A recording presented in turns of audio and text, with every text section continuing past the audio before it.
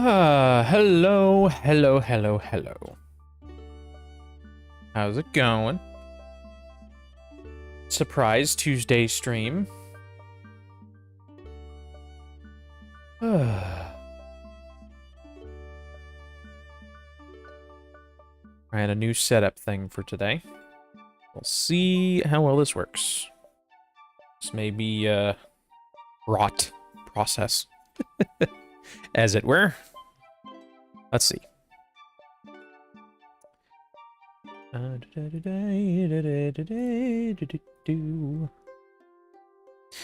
Gotta set up a couple things here.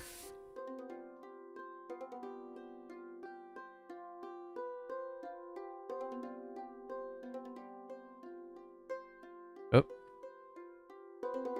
Or update things.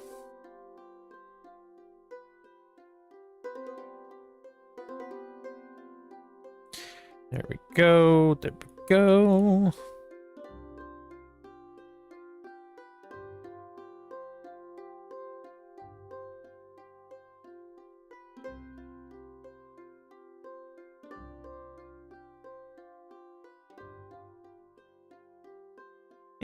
That'll be fine.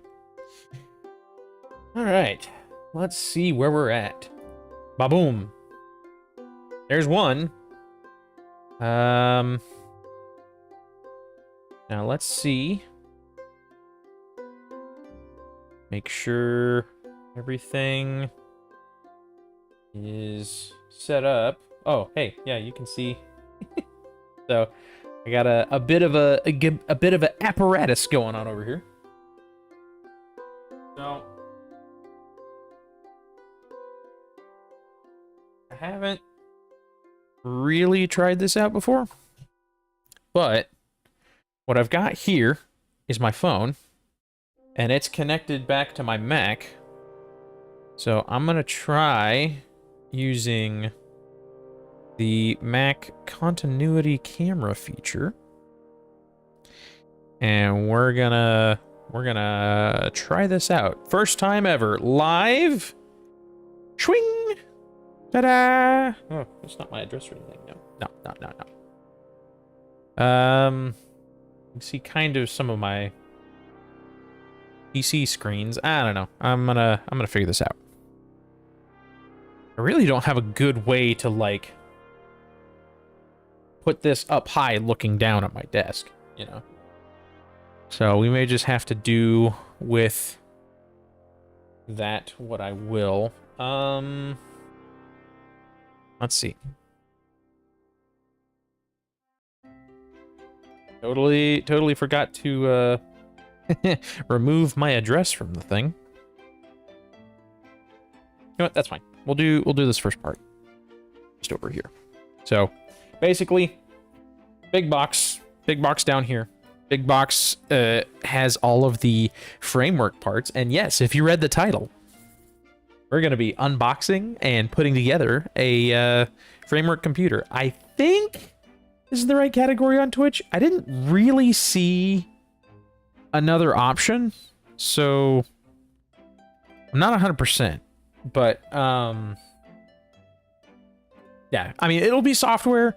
We'll get to a Linux install. Maybe I put Linux install in the title.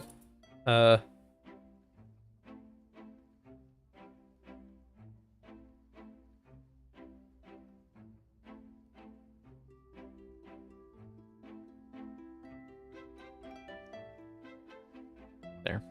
Done. And update YouTube. Ugh. I got too much stuff on my desk. This is ridiculous. Remote laptop unboxing and set up Linux. Save. All right. Methinks things. Okay. I'm gonna get big box out of the way.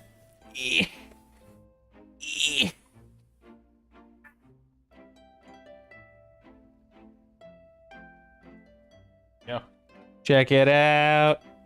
All the framework parts and pieces. I did get the DIY edition, which means all of the parts and pieces are packaged separately for me to, well, most of the parts and pieces Not all of them. Like the chassis is put together, so I won't have to do... Oh. Whoops. I have a new follower. I need to update the goal.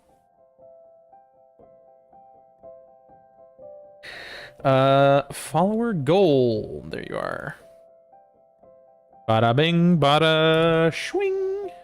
Yay. Updated. Phenomenal. Wait, do I still have that on? Oh, no, I don't. Mac has a feature where you can turn on and off things. Oh, here we go. Ah! Fireworks. Suddenly. Hold on, let me try that again. Yeah, that's it. Had it queued up. Nice. I may leave that off because that can unexpectedly trigger at times. So we'll leave that alone. Let's see.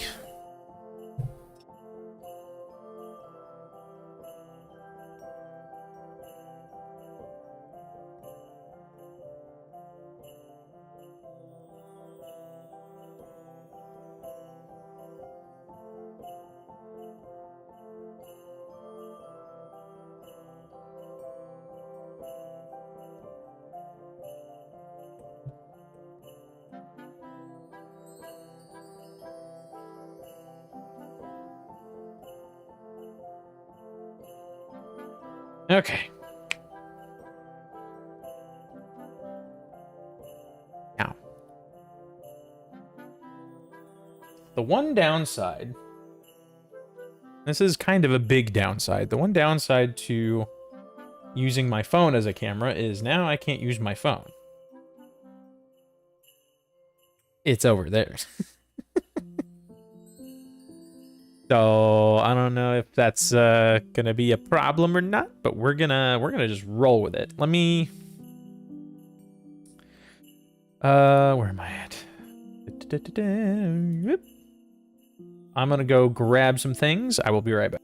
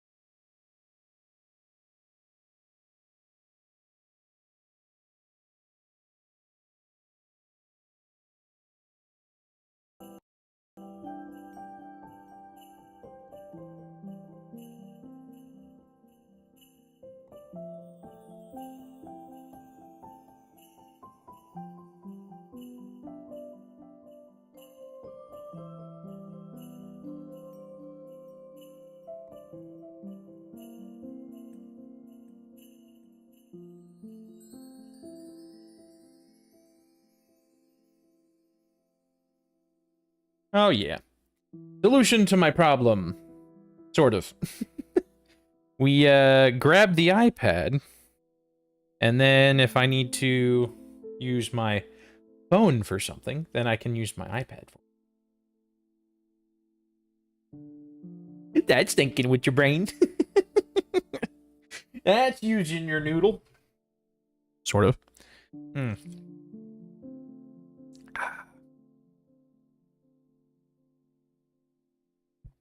All right. Let's see where we're at. Ooh. I have the desk light. I forgot about the desk light. Oh my gosh, I have so much stuff on my desk. Oh, I have too many projects going on at once. I had my desktop's SSD die the other day, so I had to grab an enclosure. Hopefully, I'm hoping that it's not dead and I can still pull some data off of it, but I've already consigned that I might have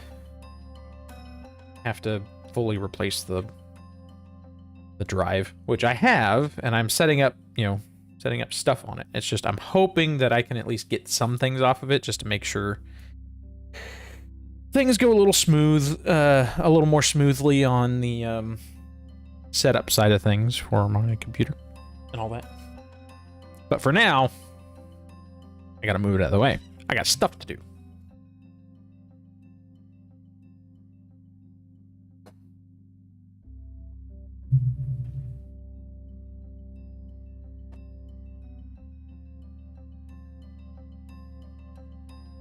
Oh, yeah. All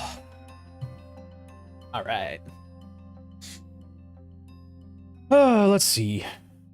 We're gonna make some adjustments here. Can I... Oh, that's not what I want to do. That's not really what I want to do either. It goes this way.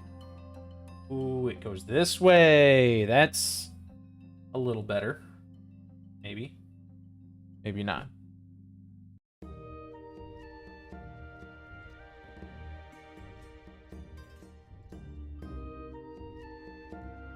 Maybe it's this way.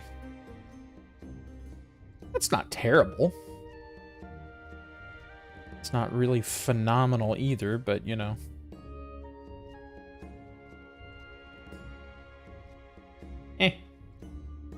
Well, maybe I scooch it forward. Oh, forward's the way. Forward is the way. Okay. And then down. Sort of, kind of. And make sure it's all lined up. Up a little bit. There we go. I think that's fine. I think that's all good. I'm gonna... iPad. Where's iPad gonna live? Ah, I don't have enough desk space for this. Okay, no, iPad, you're just gonna... iPad, you're gonna just live over here until needed, until otherwise specified. Okay. And ta-da! There we go. We got our desk light on. And then you can see what I'm working on. Ooh! I had another idea. Gonna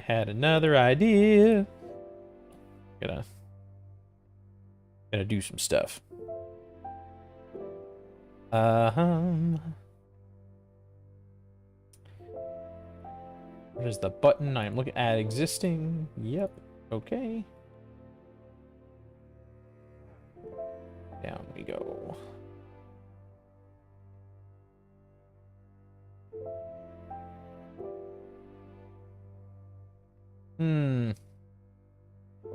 That doesn't look too shabby.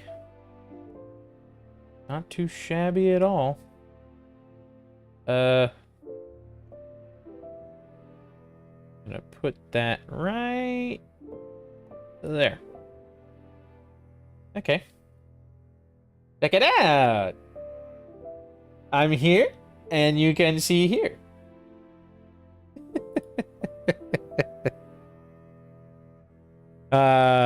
Good grief, I get excited over the dumbest things, but it's okay. Okay, we're gonna figure it all out together. All at once, at the same time. And it's gonna be great. Okay. So I got that. What else do I need to do? I need to...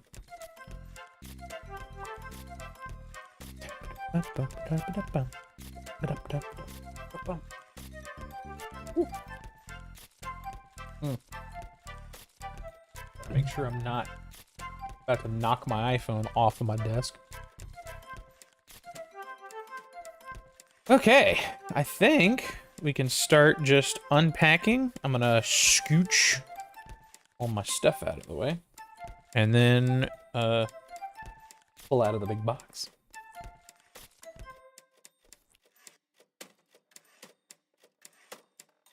First things right at the top, we got bezel. Right here. I got the black bezel variety. This is the Framework Laptop 13-inch, so... not the biggest framework I could have gotten, but You know, I wasn't a huge fan of the size of the like 15 and 16-inch laptop varieties. I used to have a Surface Book 3, and it was a 15-inch, and it was just so much to lug around. It's just a lot, you know. So I went with the 13, and because the 13 is a little bit more portable, and also it's more just feels a little bit more of a solid kind of thing, you know. I don't know how to explain.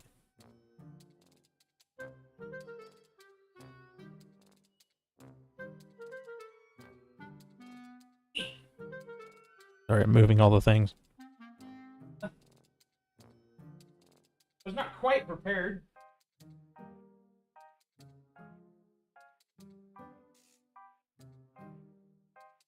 I was not quite as prepared today as I thought I was going to be. Two things. A, my desktop, like I mentioned earlier, the SSD died on it, so I don't have a way to play games at the moment, which is kind of a bummer. I'm just... but also, I don't usually stream Tuesdays, so this, and I was expecting this to come in tomorrow, and this was going to be tomorrow's stream, but we'll have something else to do for tomorrow. Okay, I need to go grab a thing. I'll be right back.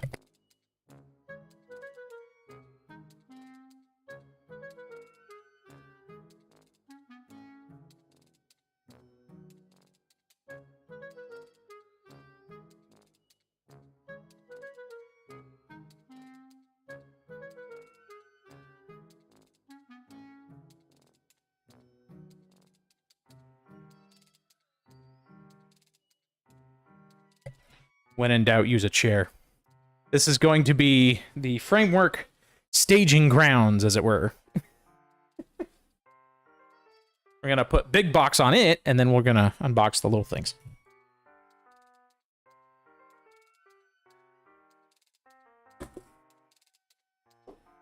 There. Perfect. Ah, there we go. Ta-da! There it is. Now you can see the whole process the whole time, and it'll be great. Okay. Next up, we got our power adapter and all that. I opted to go ahead and pick up a power adapter, even though it is USB-C rechargeable. I can always use more power bricks. That and... oh, I'm unboxing. No. Unboxing comes later. Later. We gotta unbox the big box first. So excited to dig into this stuff. Okay. Next, we have our input cover kit. We got our keyboard mouse, keyboard trackpad. Super duper nice. It's the second generation, which means instead of a Windows key button, I think it's got a framework logo on it, as well as some other minor changes. Ah, and here it is, the pièce de résistance. Already, even though it's not the last thing. We have the framework chassis itself, complete with all of the ports modules empty, because I did get the DIY edition, so super enthused about this. I got the Ryzen AI 7 350 is what it's called. So the AI series, or the AI 300 series. I was waiting for when they had a Ryzen version to pick up a framework. So when I was counting the days when I was like, you know, gonna spring for it. And they finally released a Ryzen version, and I am so excited. So excited to try this out. Trying to get this in an order where we can kind of unwrap and unbox everything else. Okay. Next, we have... what is this? Looks like it's our tool bin. Framework computers. What is this? It just looks like it's got a screwdriver on it. Here's the picture of the screwdriver, and it looks like the SSD and the RAM and like all the other stuff is there, so... Yeah, what is this? No, no, don't open yet. We're almost there. It's fine. Making myself a little pile. We'll have this angle on it here in a minute.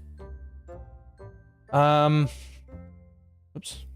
You need to do one thing here. Oops. Ah!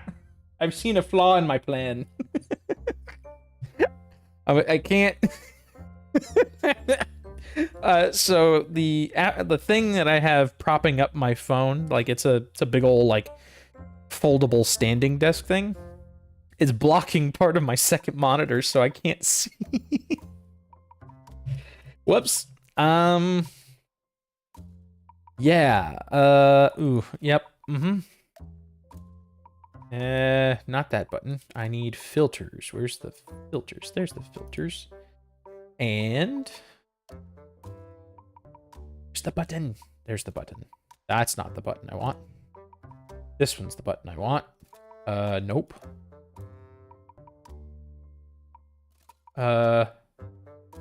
Oh, no. I did it in the scene. What am I doing? Okay, hold on. Well,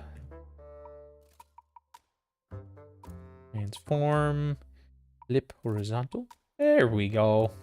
So now when I go back to this angle, whoa! I'm looking the correct direction as I'm like working on the things, tell you about something. You get to see my hands as I'm like doing the things with all the screws and the screwdrivers and stuff. I'll work on the angle a bit more. We'll just, working on things. I'll just work on them like right here. That's where I'm going to work. And then I'll move my mouse out of the way up here. And we'll have all the stuff. Oh, yeah. 100%, dude. Easy mode. Easy mode. Okay. We has a little cute box of modules. Look at that. Can you see the... Yeah, we got 2 USB-Cs, HDMI, and a USB Type-A. Because, you know, all the standard things that you might need on a laptop. USB-A, I feel like, may or may not get much use. I've pretty much completely transitioned everything in my life over to USB Type-C. So, I may buy another module in the future, but for now, Type-A is going to be the other module that lives in my framework for now. I really don't come into very often where I have to use Type-A. It's just nice to have for, you know, plugging in the random flash drive or whatever. Actually, no, you don't plug in random flash drives. That's bad. Only plug in flash drives that you know and trust. Here's a tech tip for you right now. If you find a random flash drive, do not plug it in. It's a good rule of thumb. All right. We have our various accoutrements, I guess. We have some paperwork up here, and we got our memory modules. I went with 32 gigs, a DDR5 5600. Solid speed, if I do say so myself. It doesn't look like our SSD is in here, so maybe the SSD is in this box. I don't know. I briefly took this stuff out of the box earlier, kind of a little spoiler, but yeah. So this is just paperwork. This has got a kind of little handy thing, which we'll find out about here in a minute. And with that, the box is empty.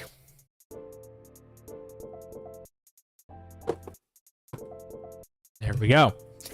Ready for a cracking reboxing. As we unbox things, we'll probably put the empty boxes over there. So we'll keep you around, big box. Okay. So we'll see what's in here. Let's go ahead and move over to this. We'll start unboxing these things. I'm gonna put the power adapter over here. Here's my mouse out of the way so I can put that if I need. Ah, yes. Look at that. Look at that. Just amazing. Phenomenal. Fantastic. All right. So we got this thing. Go ahead and open this up. Scan to get started. I don't need no module. Ooh, hello. What have we here? Reduce, reuse, repair, recycle. Ah, the fourth R, repair. This isn't our laptop, it's yours. Follow us for more. There's their Instagram, YouTube, all that stuff. There you go. Interesting. And then we got stickers. Oh, we got a lot of stickers. Got a couple of framework stickers. You should be able to fix your stuff sticker. Holographic stickers. Oh, yeah. Very pretty. I don't know what those QR codes go to.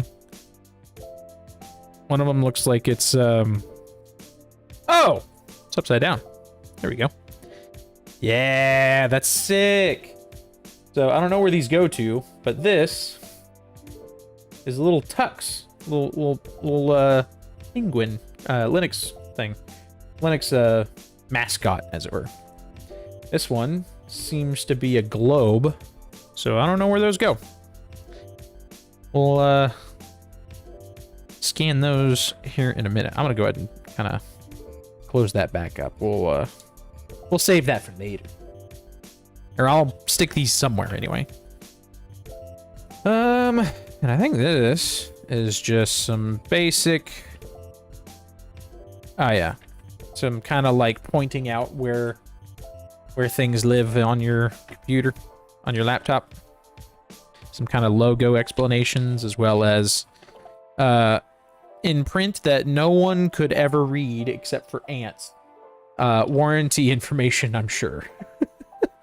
Warranty and what is this? Legal guide. Excuse me. It's not even fun stuff like warranty. It's just all the legalese. We're gonna just. Ooh. How did they get that in there? I think it was from the side. Just.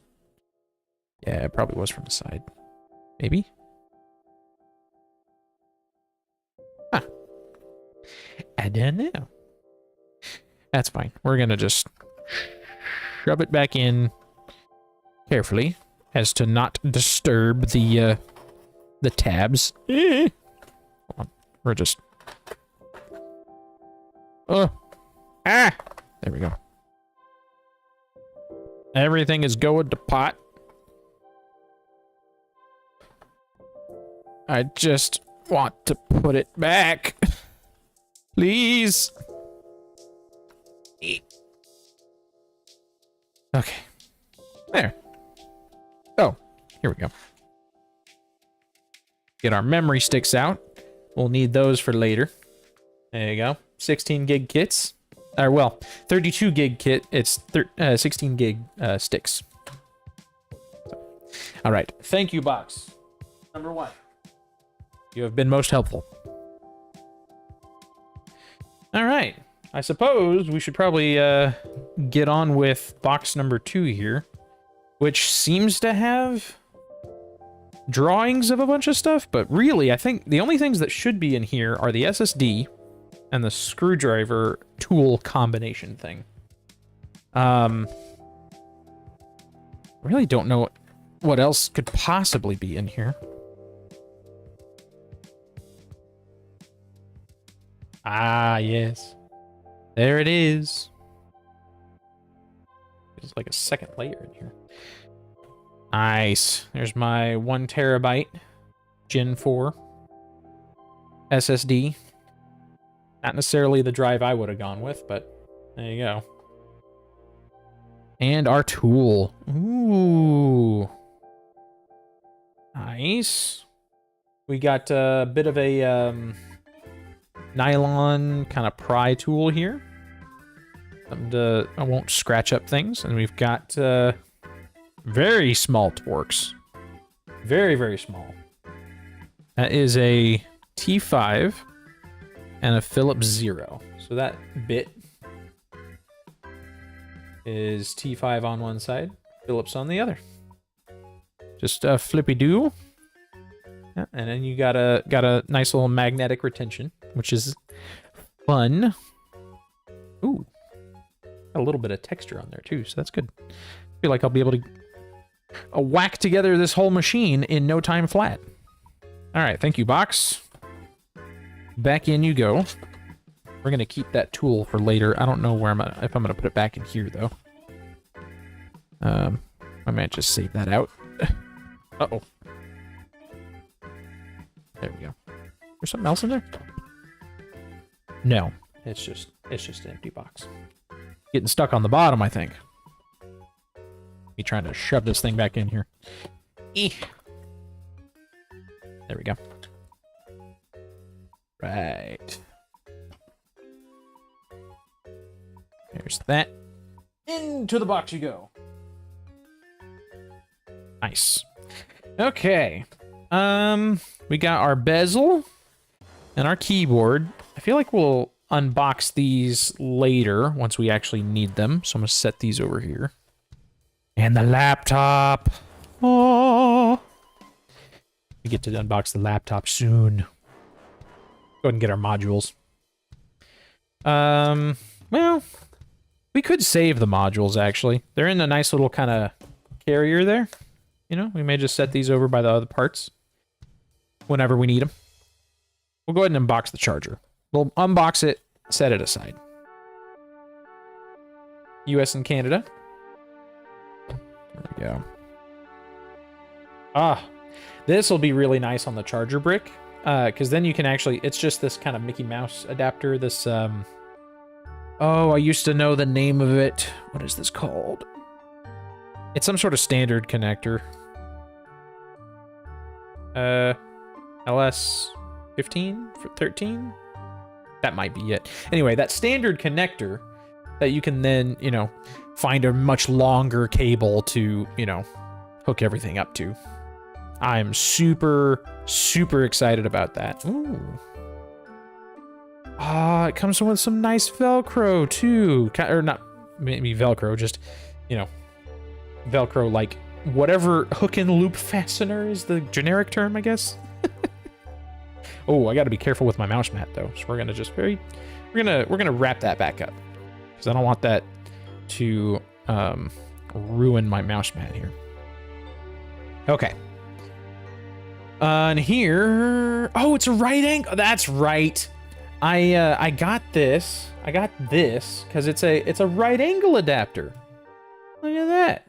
So then you can, instead of having the cable coming straight out of the laptop, you can have it like, you know, going back, which is super duper useful.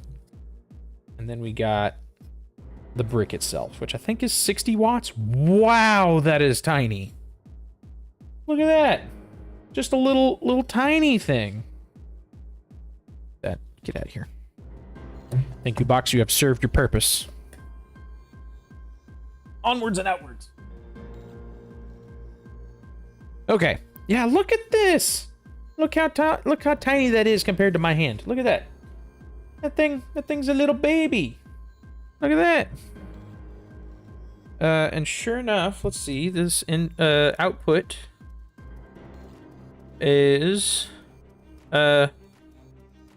yeah, anywhere between 15, they got 15, 27, 45, and 60 watts. Look at how tiny that 60 watt adapter is. That's nuts. I'm so used to lugging around a big ol', I've got a big ol' 100 watt adapter. And it is, let me grab that for a sec, for scale.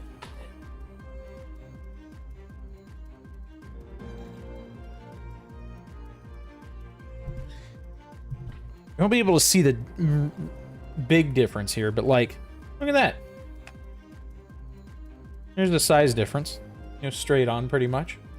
So it's basically smaller in each dimension, except for, you know, right onto it. Oh, it is a little thinner this way, just a little bit. But the main thing here is like, this thing is just so much heavier.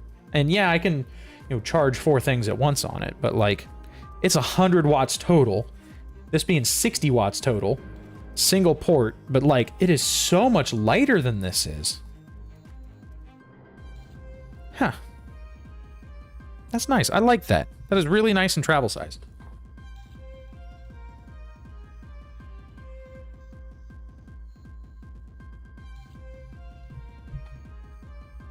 Oh. All right.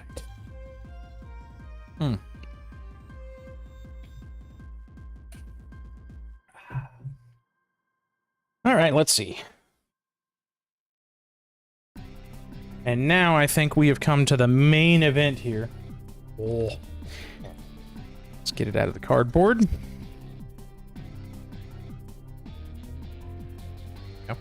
I just realized I'm unboxing things in the opposite, or like from the bottom of the box to the top. So as I'm like taking all this stuff out, I can put all the empty boxes back in the right order.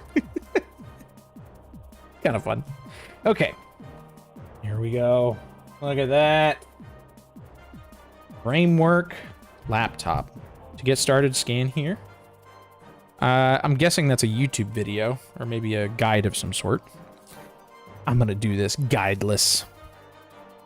There's your what I got, model number and all that. Might be a serial number. Probably. Oh, I wonder if this will not tear the label. You know what?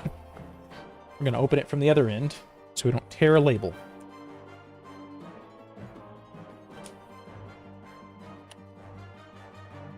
Ooh, that's some good adhesive. Doesn't feel like the paper is gonna rip. Oh, or is this plastic? Paper? This feels like paper. And will you let me slide out? Slide it here? Slide it out here. Let go. I don't want to rip the paper. Oh, there we go.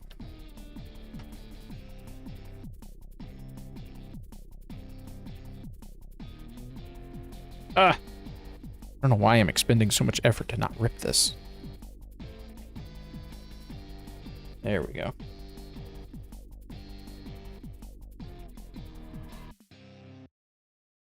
Oh, yeah. That's nice. Oh. It feels nice. Very good. I don't know what I expected, but it's very metallic. Ooh. Listen to that, if you can. Very nice clicky button. Ooh, that feels really nice. Yeah. Oh. Oh, yeah. That is so... Ah, look at that. Love that logo. Nice and reflective. Look at that. Oh, yeah. So pretty. I like the new shinies. Ooh. Solid magnets. Love it. Here we go. Ah, yes. There's the screen. No bezel, because that's going to be coming here in a minute. Yeah, YouTube videos really didn't do it justice, just how nice feeling this laptop is so far. We got a little plastic protector here for the so as to not scratch up the display in shipping. Very nice, very nice. See if I can't get this back in here. Nope, we're gonna wait on that. And there she is in all her glory. The DIY Framework Edition. They really do have a lot crammed in here. So the whole idea, if you're not familiar with Framework, is the gotta be careful with that. That's oh, the hinge isn't. Oh, right. I gotta be really careful with that because the screws are all undone from the bottom. So there's not extra rigidity around where the hinge mechanism is, I guess. But yeah, anyway, so the whole idea with Framework is it's a laptop where you buy in once And then like all of the different modules, so like the webcam and microphone assembly, the whole screen, the bezel, all of these different parts in here are all user serviceable and replaceable. So the whole idea is that you can repair and replace parts rather than throw out the whole thing, you know? So very, very noble cause for what Framework is trying to do here. So I finally, after years of watching like what's been going on, decided to pick one up for myself. So anyway, right on to it, I believe. Let's go ahead and get our battery connected. Yes. Battery connector's up here. The battery is connected. Really, the only thing the DIY edition you need to do is you put in your storage, you put in your memory, you put on the bezel, then you can screw it all in and together. You already have your Wi-Fi card installed. You have, I believe this is, yeah, the whole main board is already installed, of course. Speakers, so it's not like from scratch as far as like the DIY edition. Part of me wishes that they had like, you know, the super DIY edition where you you get like literally a bigger box with every part that's not installed, you know. I think that would be kind of cool. But that's like, I get that's a little daunting, especially as, you know, like as much as user replaceable this is supposed to be, like it could probably be a little daunting in that it would just be so much you have to put together, you know. Anyway. All right. Let's start with memory. Let's see. How do we crack into one of these? Looks like we got some tabs. Wonder if that just tears. Does that just tear? No. How do you open this? Is there a thing? Does not appear to be. I might have to go get a knife. Oh, that's a hinge. Oh, I think that's a hinge. I think there's a hinge on this side of the memory here. So I think it opens from this side. Yeah, I don't want to bung that up so much. Let me go grab a knife. I'll be right back.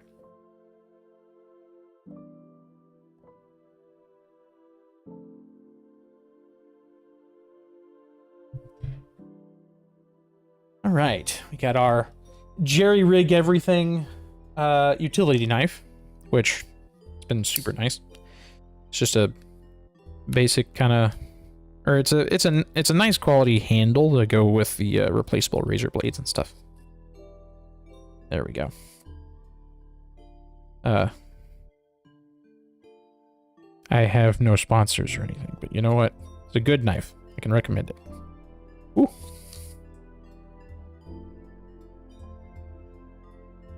Only I had a better way to not mess this up. There we go. Go ahead and open up the second one while I'm at it. Sorry, this is not used to being having my hands on stream, you know, with the whole, you know, have what's on your desk on your stream kind of thing. There we go. There's one. And oh, yeah. Did I get it? I got it. There we go. There's two. All right. Do you require?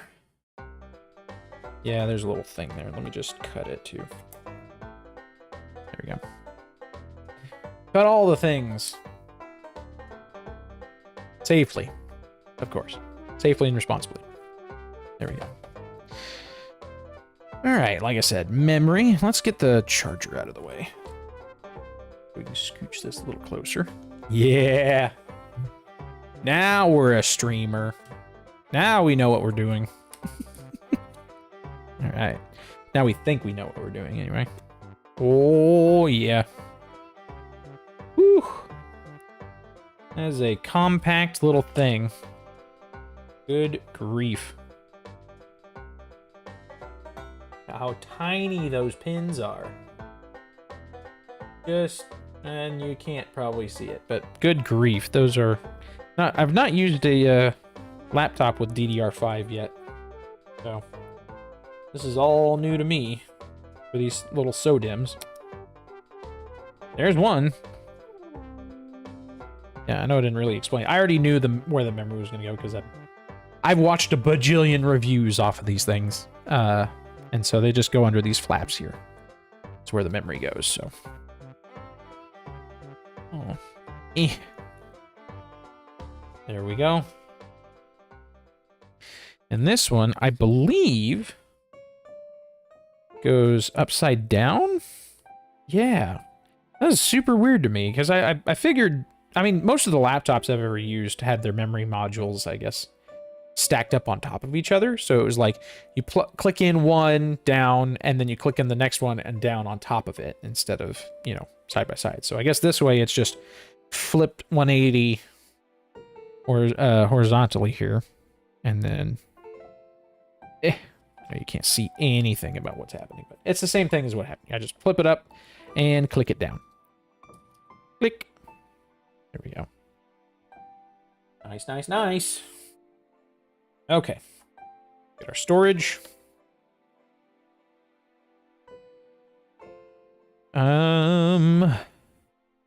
Right. Oh, of course. There it is. Thanks, Western Digital. I think the Samsung drive I bought to replace the one that failed in my PC. They had all paper packaging and cardboard and everything, so. WD, you can do better. I'm sure it's not that hard. No, don't listen to a word I'm saying. I have no expertise in the field. I'm sure packaging is a long and glorious profession and tradition on trying to figure out how to get that stuff packed efficiently. Thank you, boxes. Serve your purpose.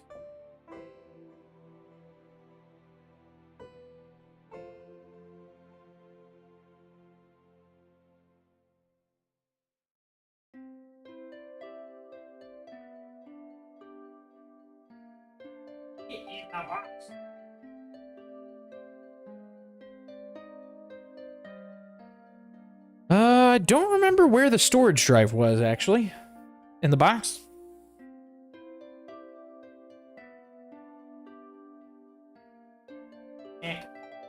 We'll put that back in a minute. Alright. Let's see. We need... Torx is the storage drive one, so we'll just pop that over into this. Grab the Torx screw out. It looks like most of the stuff in here is actually Torx instead of the Phillips. I don't know what... Yeah, even all the screws up there on for the screen. Huh. Yeah, even the battery, like all of them are Torx. So I wonder what they use Phillips for. Or they just add a Phillips end on the stuff that they bought. Ooh. That was a little tough to unscrew. Oh, it's got Loctite in it. That's why. Okay. Yeah, see the little traces of blue on the screw there is the Loctite for those who might be unfamiliar. Does this tilt? No, it just pushes straight in. Okay. Alright. Are we sure it doesn't tilt? I don't want to force anything. Yeah, there we go. Oh, it does tilt a little bit. Oh, it does. Okay. Oops. I mean, it's fine. It all just makes contact with the pins. It's just a little tougher.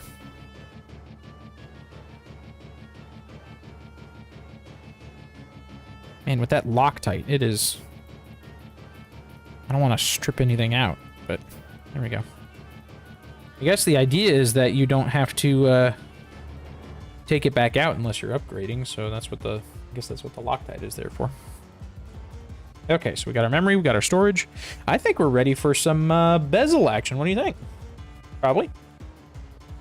Probably, perhaps. Gonna get some stuff out of the way.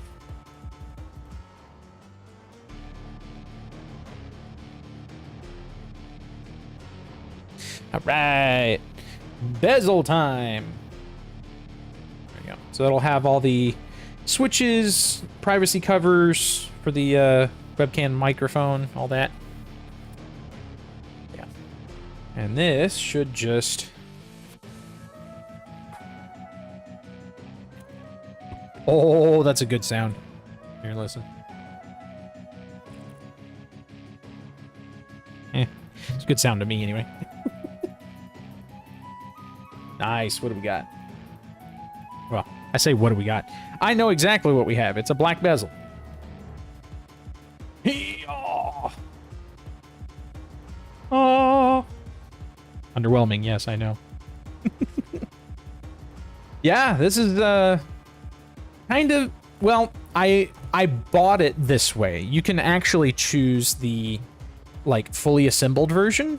And so when you buy it, it's like all this stuff is already done for you. I picked the DIY option, so that's why all this stuff came out in parts. And again, really, it's like the bezel, the keyboard, the memory, the storage, and then the modules. That's pretty much the only things that you have to like pull on, put together. Yeah, but yes, definitely assembly required on this version. Hello, first time chatter, as it were.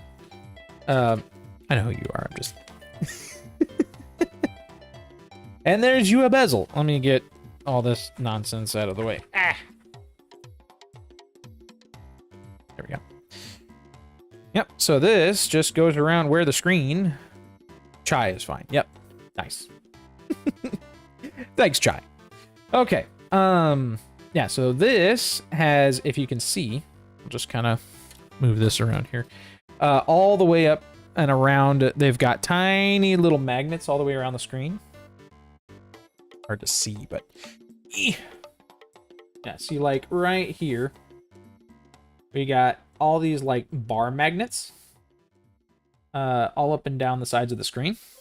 That is to align the bezel. So it should just kind of click-clack into place. Oh, ah, let go. No. Ah, not yet. Need to get it aligned first. Let me get the corner on there. There we go. Yep.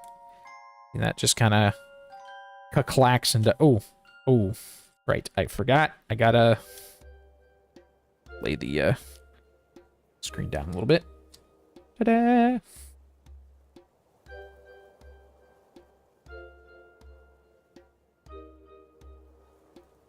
Yes! There we go. Feels pretty good. Oh. Something's not quite lined up here.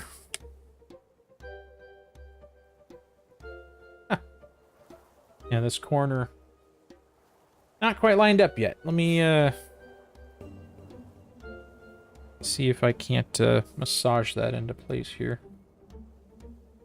I don't want to crimp anything if there's like a cable under it or something.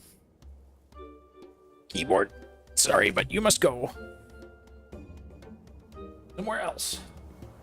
Okay. We can lay this all the way down here, which is kind of cool. Cool to the rescue. All right, come on. What is your major malfunction here?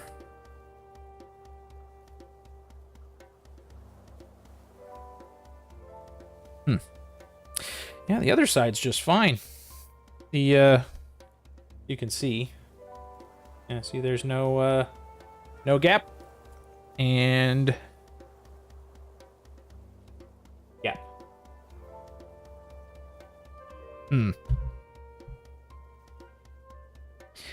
Well, let's Just double check and make sure everything's there that should be there. Yep, it's got a little magnet, so it should just kind of lock into place, I would suspect. Yeah, it doesn't look like there's anything wrong there with the things. It's like the display cable is oops. Probably pried that up a little bit. So there's a little cable that looks like it came unstuck from the little metal tape that I had. Or that it had. I don't know if that was supposed to be taped onto the board or taped onto the chassis behind it. Oh. Well, I'll be. I think that display cable's in the wrong spot. Oh, no, it's supposed to go behind the hinge, I think. That kind of area back here just kind of came unstuck. That's fine. We can fix this. That's what Framework's all about, right? You can fix everything. There we go. There's a little cable channel. Kind of hard to show you. There's a little cable channel in here.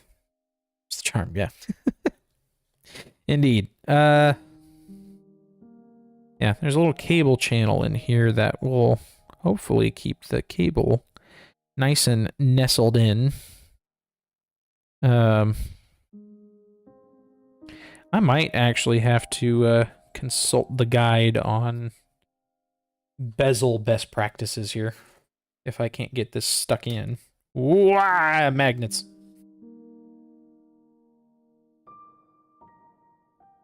Okay, did that go in? Ooh, that went in. Oh, there we go. Oops, nope, and it came back out. Dagnabbit. Well, the rest of it's fine. Yeah, it's literally just this corner. And I can press it down with my thumb. But, oh, there we go. Oh, it just wasn't fully seated on the bottom. There we go. Just kind of apply a little pressure here, not a lot. Yeah, see? That's what that should look like. No gaps. No gaps. Focus, camera. No gaps. No. Focus here. No gaps. There we go. Oh, screen's a little dusty. Yes, third time gets results. Couldn't have said it better myself. Oh, no. So dusty. Forgot to turn off my AC. It's blowing right over top of my monitors, so it's like all of the dust. All right.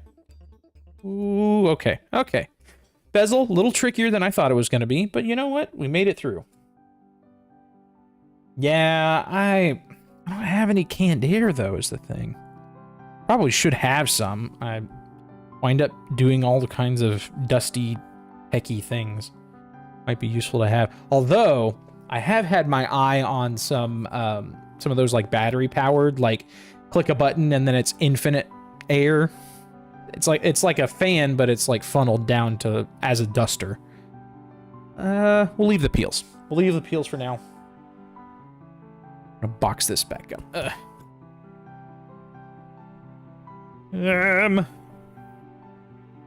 Get back in there, please. So I could put you away. There we go. Ah! There. All right. Back from whence you came. The box. All right. What do we got next? Input cover kit. There we go. So. Yes. Yes, Abyss Fawns. I got my wrench ready to go. Let's see. So we got our input cover kit. So we got our keyboard trackpad combo. That'll be the next thing. I think this is the last part we got to install, and then we can start booting this thing up. Ooh. Nice. All right. And... wing... oh. Set that here for a second. Ah! They have a little cardboard cover on it. There we go. Well, looky here. Hopefully that's not getting a whole bunch of cardboard dust in the computer. Yeah, there's a lot more electronics on this than you might expect. Actually, looking at in this laptop, very fragile since you can swap the parts. I've seen some things about that. So far, I've been kind of impressed just like holding it. Even when it's not all the way assembled, it feels pretty sturdy for what it is. I'm just unwrapping this thing. Yeah, see? There's your keyboard and touchpad underside. A little cable. That will plug in here. There's a little port for it. But the fact that you can swap all the parts has been like, that's the reason why I bought into this laptop. Because my plan is, what is this song we're even listening to? Hold on. Yep. Better.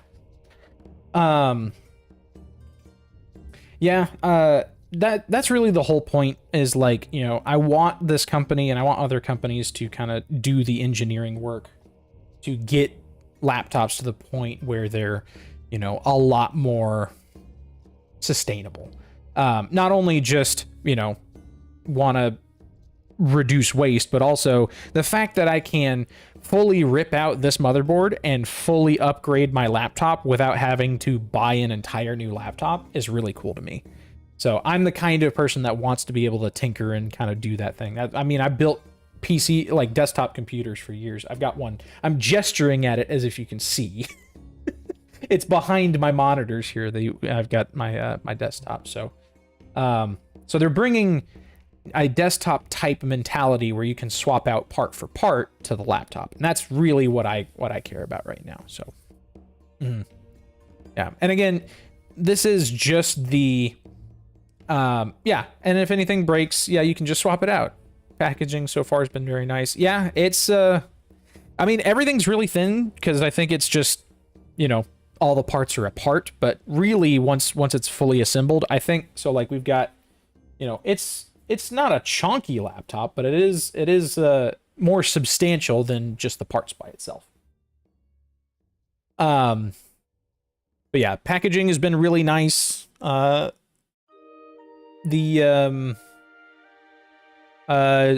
It does feel durable. I think it'll feel, like I was saying, I think it'll feel a lot more durable once it's actually put together and actually like screwed together and everything. Yeah, and you know, the whole point of the framework is that if you break your screen, you don't have to take it anywhere. You don't have to like do anything else. You can literally just order a replacement screen, pop it off the bezel, pop in the new screen, bippity boppity boo, and you are good to go. So this little cable here will plug in very carefully. Right, chaw. I don't want to strain the cable too much. There we go.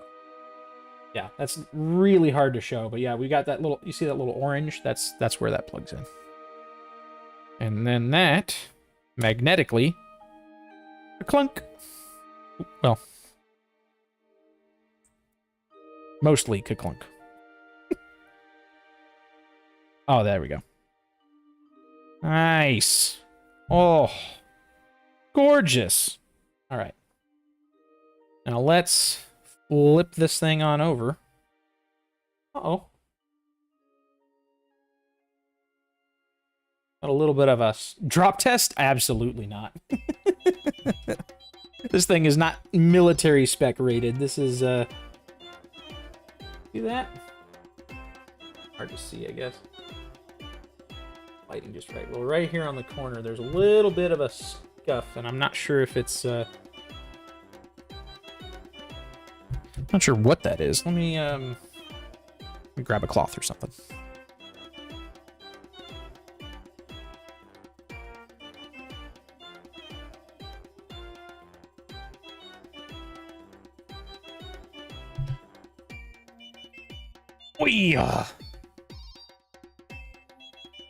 Magnets like 5.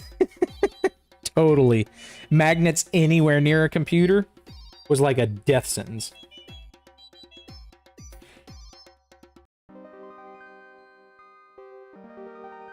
Oh no. Oh, it's coming off, I think. It just looks like a little scuff mark. It's probably fine.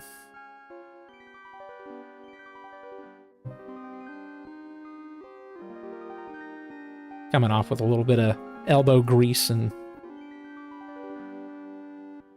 elbow grease. Yeah, I think that's fine. Yeah, maybe. Maybe. I always hate scratching new things right out of the box. One time I unboxed my iPad, or an iPad from a while back in the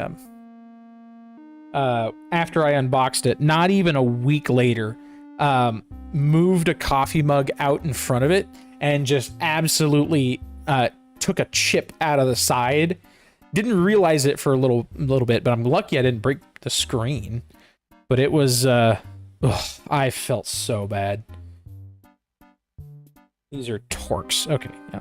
Basically every screw in this machine has been Torx so far, which is interesting. And I'm like hesitant to kind of tighten these down because it feels like I'm cross-threading it, but I think there's just Loctite on all these. So it feels like it's harder than it should be. So the other thing I'm kind of doing is I'm just tightening each one just a little bit. I don't think that probably matters that much, but I'm just my old Macintosh, whatever says that, my old Mac days, back when I used to work for an Apple service provider. Old habits die hard, you know. Although in those days, Apple had a manual, and that manual specified which order the screws would be tightened in. In all of them. Didn't matter what part of the machine or which iPhone or anything, like they always had an exact order and an exact torque on how to get all the screws back in. Which was kind of fascinating. Because at this point, you know, at that point, it's probably, you know, many engineers and engineering hours went into making the thing and then dialing it in and, you know, all that good stuff. There we go. Just kind of, I think this one's loose. There we go. All right. Yeah, that definitely feels a lot sturdier. Let's, we'll get the modules in here in a second. See if I can't. Oh, that's a little bit of a bummer. Doesn't quite pass the open with one hand test. It's kind of, it might just take some time for the hinge to do its thing. Okay. Yep, I'm just feeling around to see if I need to change anything, but everything feels nice. Like it feels sturdy. The laptop doesn't flex really very much at all whenever I do this, you know? And that's some force I'm putting into it, so it's not really exactly flexible or anything, so. All right. Modules. Modules. All right. I know exactly where all these are gonna go. Oh, they have little, each one has a little, little pull tab. Ah. So, my plan. Oh, and it's got a little tray. Look at that. So excited for this thing. Oh, these modules are a little smaller than I thought they were going to be. I mean, I don't know what I expected, but they're a little tiny. Hard to see in person, but you know, I don't have big hands at all, so it's a little tiny thing. Pull tab ASMR, yes. 100%. Okay, so if you've never seen this mechanism before, so I'll bring this up to the mic. So these right here, these buttons,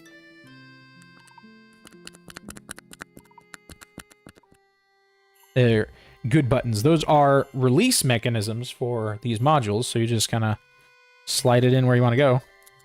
Click. And it clicks into place.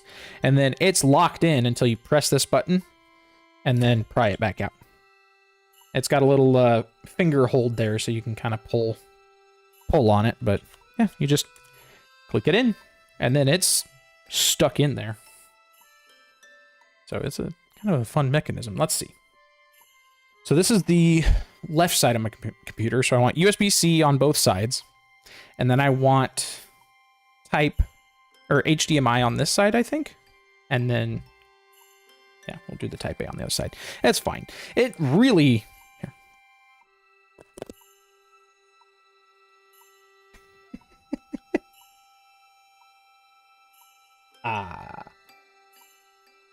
Oh, I should have put those back in their home. That's fine. Port number 2 on the other side of the machine. So I can charge from either one of those ports. And realistically, you can actually charge from any of the ports if you have USB-C on them. So because of the flexibility of the modules, you can actually put on all 4 ports and be USB Type-C ports if you really want to. My MacBook, my work Mac and my personal Mac, they have 2 USB Type-C on one side and 1 on the other.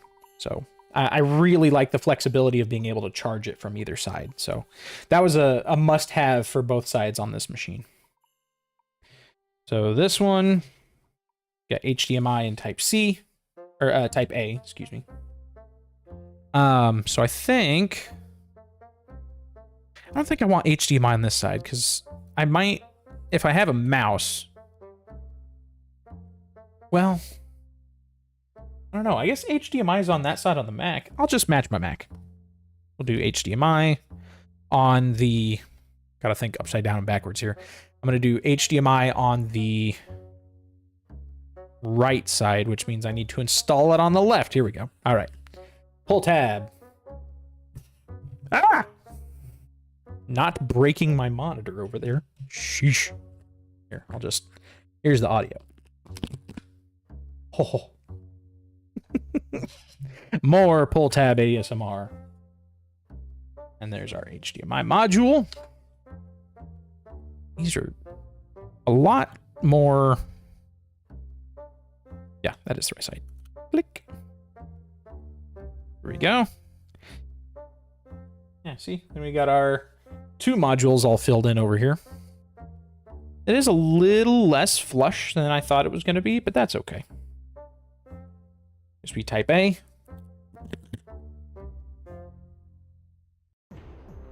And showing.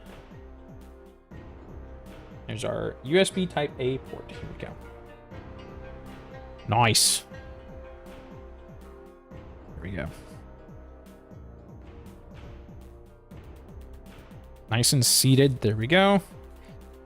Yeah, there's a little bit of a raised edge on that, but realistically, it's probably not going to be that big of a deal. Yeah, I guess this is going to be intake on the bottom. Didn't realize that. All right. Okay. And I think it's time to boot up. I think it's time to boot up. Excited. Okay. We'll put little drawers back in the caddies here. Or, well, back in the cardboard boxes. Thank you, cardboard boxes.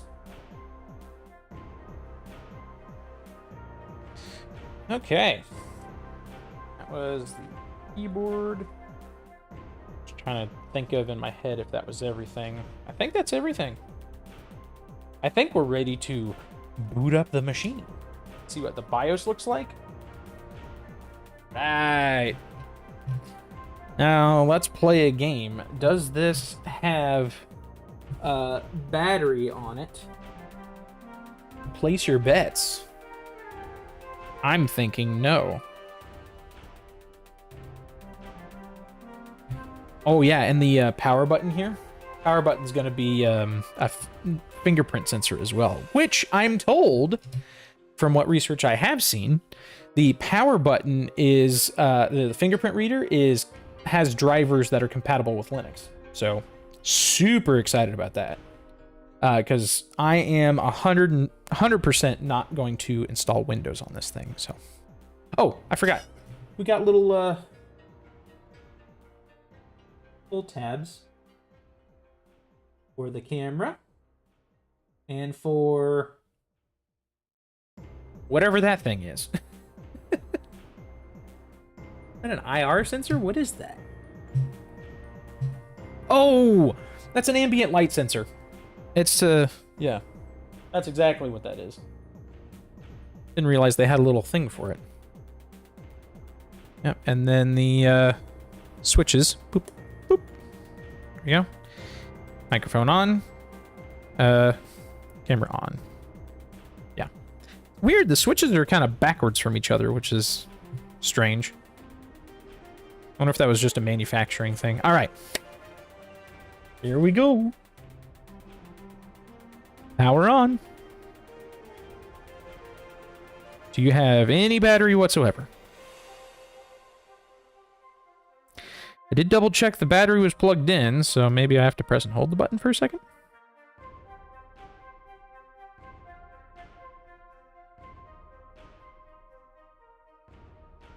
No? Okay, I think we don't have battery. Okay. We'll go ahead and plug them in here.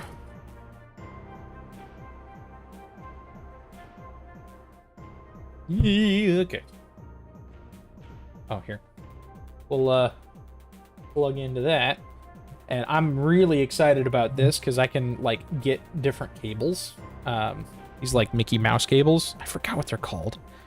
But like if I find a nice long one, then I can, you know, plug this into the wall and then have this over wherever I need it to be, you know.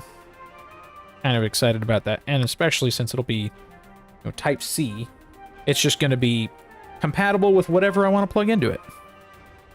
Except for Nintendo Switch. Apparently, Nintendo's the original version of the Nintendo Switch, it was very picky about what charger you used with the dock.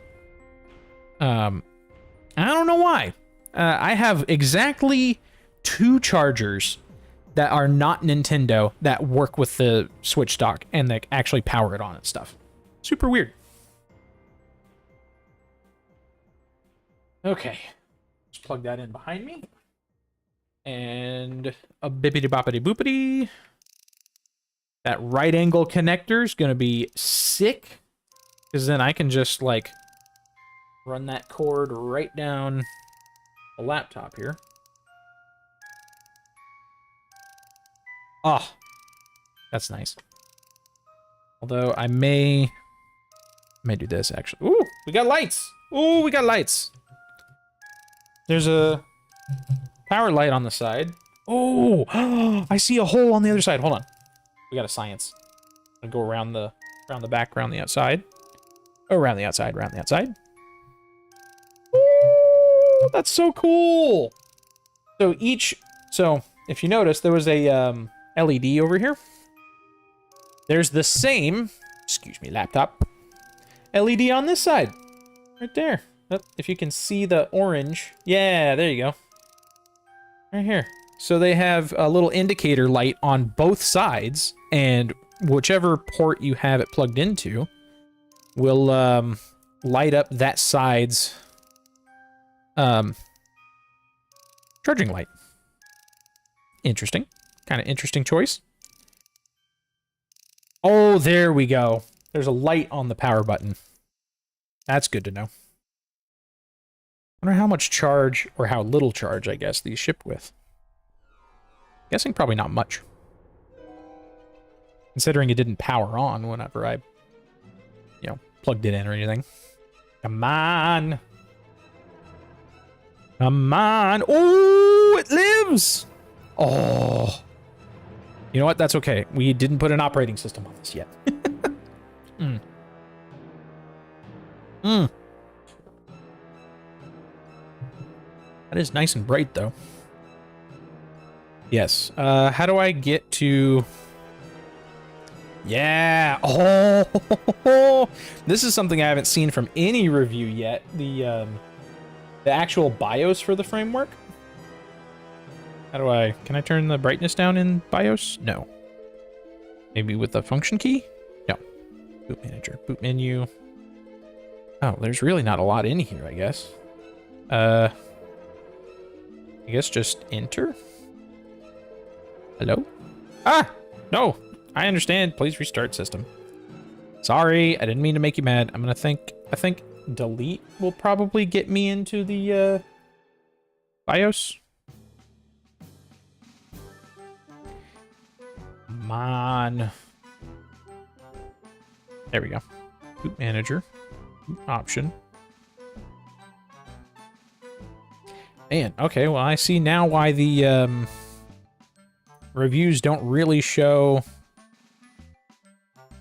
BIOS, because there's really not a whole lot here. F1. Cool. Yeah, there's like nothing here. Okay, well, I see now why most people don't review this. It's just, there's not really a thing. The QR, I think it's probably for a guide. Framework has been, from what I've heard, Framework has been is phenomenal at putting QR codes on all the various things for all the different kinds of how-tos and guides and things. I would pull my phone out to scan it, but my phone is this, so my phone's right here off frame that you can't see. My phone is literally running this angle at the moment. So, but I do have an iPad. So let's see where this goes, huh?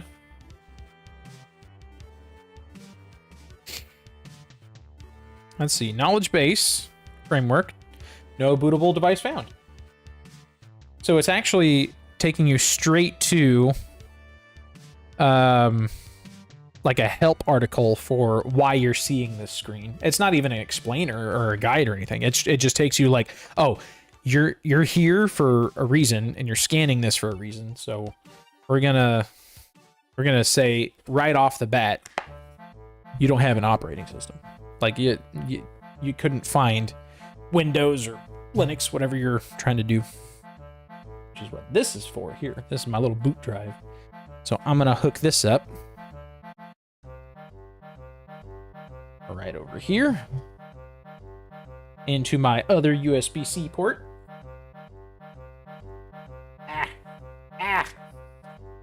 Thick cables, man.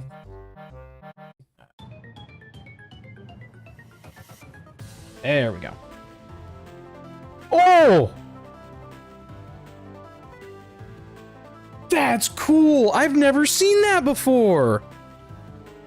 Oh my gosh, this BIOS, it detected my drive as soon as I plugged it in. I have never, ever seen that before. That's so cool. Oh, verification failed. I understand. We're gonna enroll key from disk. This is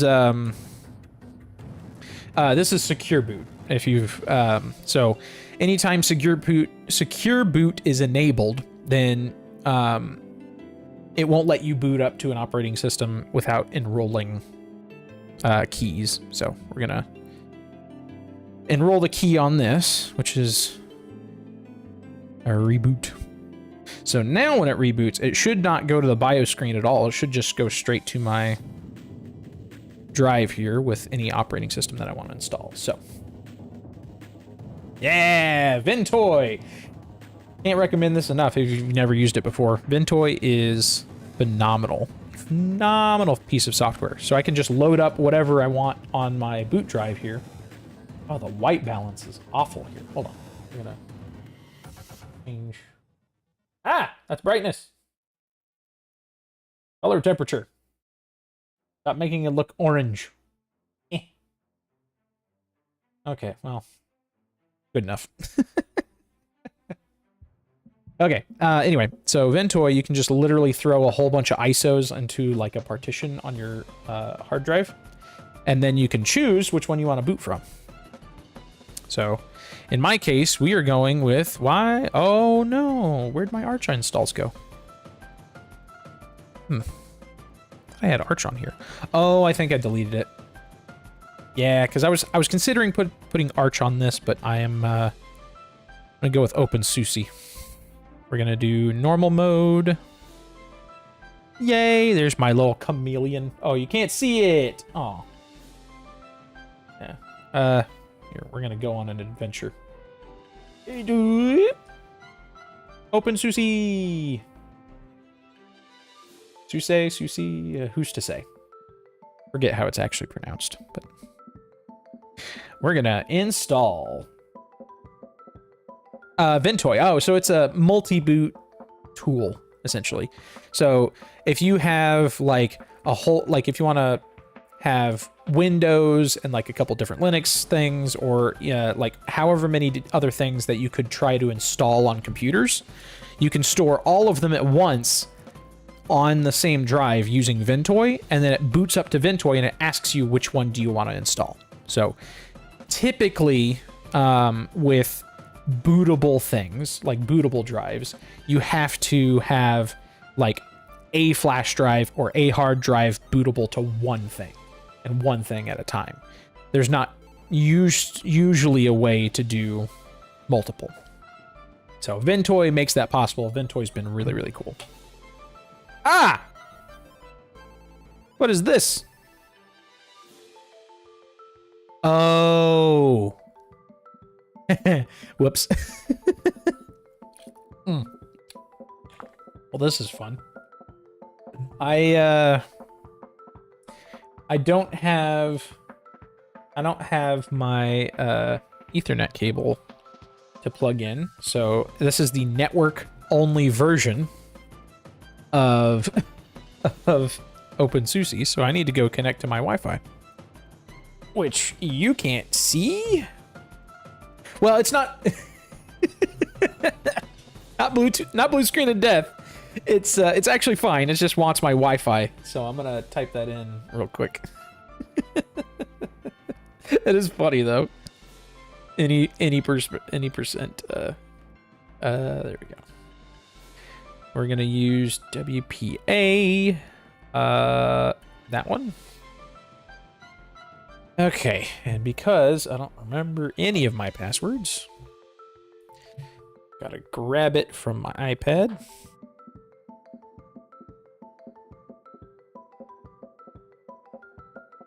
And no looking. This is sensitive data. Let's see, this is... Ooh, that keyboard feels nice. I will tell you more about it when I'm not thinking about the thing. Oh, that's interesting. There was an option on the framework to have a you had a choice in screen. So you had like a higher resolution screen and a lower resolution screen. The higher resolution screen, they had a caveat like, okay, so it is higher resolution, but the top corners are rounded. So right now I'm looking at the oh, it worked. Nice, Wi-Fi is working. Okay. We'll switch back to that here in a minute. But there's like a sliver cut off of the top left corner of the text on the screen right now. I was like, oh yeah, I forgot. I got the rounded corner one. It is higher resolution, and so I'm kind of enthused about that. I smudged the screen already. How dare I? There we go. All right. I think we can go swoop, and we're back. To use the selected repository, a matching boot image is needed. Do you download and restart now? Wait. What is happening? This is OpenSUSE that I got from just the other day, right? Hold on. We're going to reset. We're going to just make sure I know what I'm looking at here. Because it didn't do this to me. I literally used this boot drive. Like, that is the net installer. Maybe it's what it has to do. Oh. Thanks. Appreciate that. Whoops. No one tried to read my passwords. It's fine. I'll change it. It's fine. I don't think that was even legible. Oh well. Okay. Let's see. I didn't have the SSID yet on it. I don't think that's fine. Okay. Delete the VOD. Delete the VOD. We're gonna try this again. I'm gonna need the tablet again too. So we get to try a second time and not mess up the second time. Just let it load. Oh yeah. So well, now you can't really see it from here. The top corners, like there's just a little tiny like radius on them. I'm guessing the so I think what wound up happening with this is the supplier for the screens, they didn't have. Is this gonna? Hello? Oh, it doesn't do the thing. Alrighty then, Mac. Where's my VLC? I require.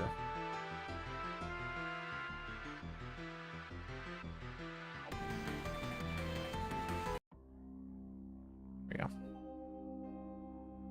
we go. I can't Alt-Tab. My keyboard's over there. OBS. Okay. So now we're back here. Oh, so I think the reason why I was freaking out on this was because I think my desktop has Ethernet, so it didn't require me to do this, which is why it's acting different here. So, it's fine. Okay. Oh, you know what would have been smarter? If I didn't open it on my iPad and I opened it out of view on my Mac. Why didn't I think of that? Like I have a whole computer here. Ow! About to burst my eardrums. I picked up the computer and almost deafened myself. Oh, we have a fun stream here. Okay, I'm gonna open my passwords on my Mac. So you can't, there's not even a remote possibility that you can see it. It's entirely separate. If I could just get the thing, do the thing, view password. There you are. All right.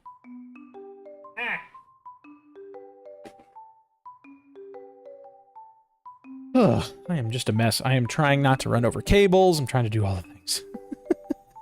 Internet safety protocols. Yay! It's another term for ISP, I guess.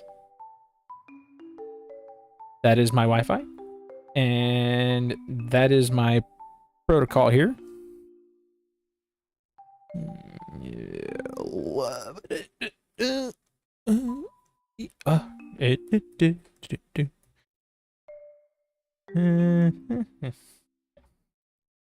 All right, DHCP request sent. Make sure that's off my screen over here, just in case. And I got my keyboard on this side now, so I can kind of do things. Yeah, there we go. Yeah, so you can't see. Well, I wonder if I can show you.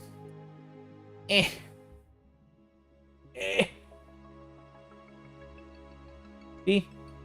The corner's kind of cut off there on the thing. Just one of the quirks for this screen, and I knew it going into it, but, you know. It's fine. I'm fine with rounded corners for the most part on the, I'm not going to be out in the corners for a lot of things. It'd be fine. Yes, we want the boot image. Download. Go and get it.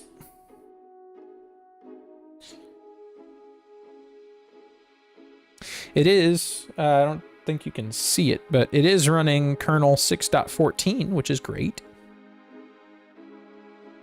Avoid having stuff in the right corner anyway. Yeah, I'm probably not going to mess with it with the resolution. I'm probably going to, well, so the desktop environment I'm going to go for, or if you can call it that, it's a tiling window manager. It's called Hyperland. It has a lot of rounded corners on it already. So, I'm gonna go for a very kind of like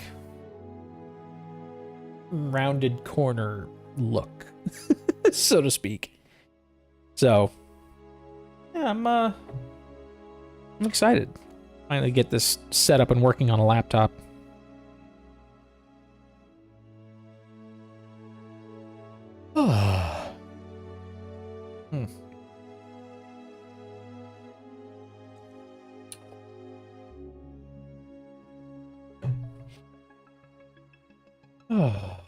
All right. Now we're just waiting for the... Oh, no! Is this going to make me do this again? Okay, I guess. Let's say you and I try again. And this is a lot of juggling to do here. Here we go.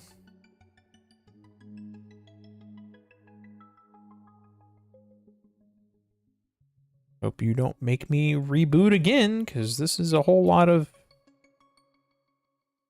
barnacles.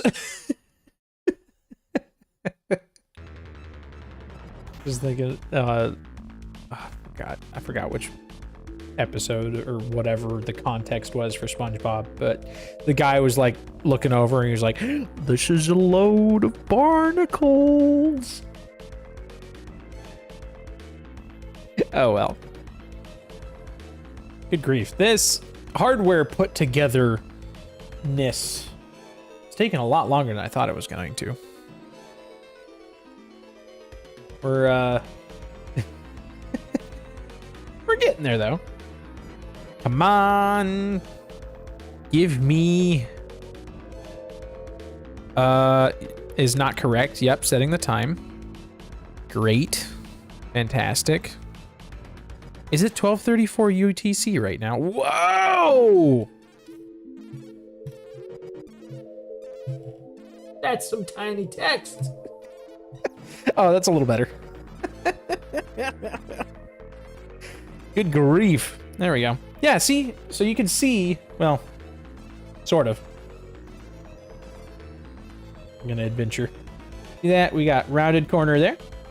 And we got rounded corner there. Well, this one's a lot harder to see, but yeah, just rounded corners. There they are.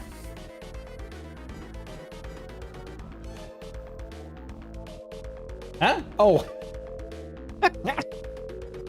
Thank you. Stream only has my face. I'm working on it. We're straight up professionals here. See, rounded corner. There you go. That's all I did. It's the same stuff as last time. Oh, good grief. Okay, keyboard test. Ooh. I'm gonna have to get used to that. Until they put in a, I'm hoping eventually they have the ability to buy a trackpad that is like clickable on the whole surface. Because this is a more traditional like diving board mechanism trackpad. So like, as you have the trackpad in the laptop, let me see if I can motion this to camera here. When you press down on the bottom of the trackpad, it goes click, click like that. On my Mac, the whole thing is pressure sensitive and it doesn't move. So when you press on it, it has like a little motor that makes you think you clicked on it. So the whole trackpad is just pressure sensitive.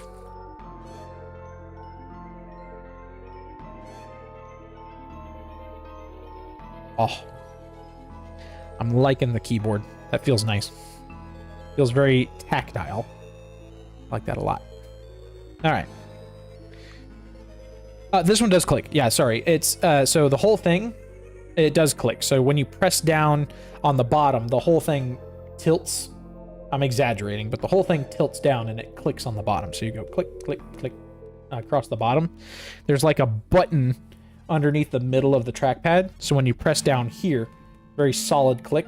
You can left and right click too, but it's still like clicking in the middle. So the whole thing is like a diving board. It like tilts down whenever you click. So it means you can't press to click on it at the top. It just doesn't do anything when you press because, you know, yeah.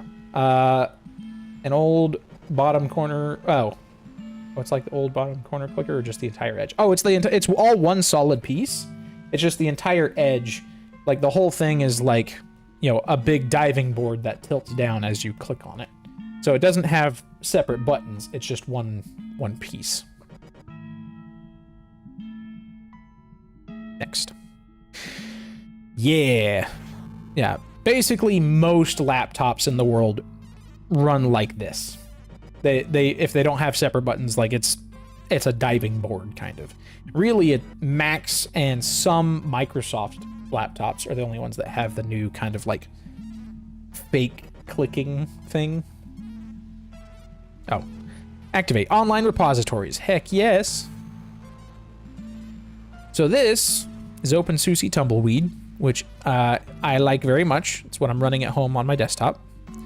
Gonna activate all our repositories, which is good.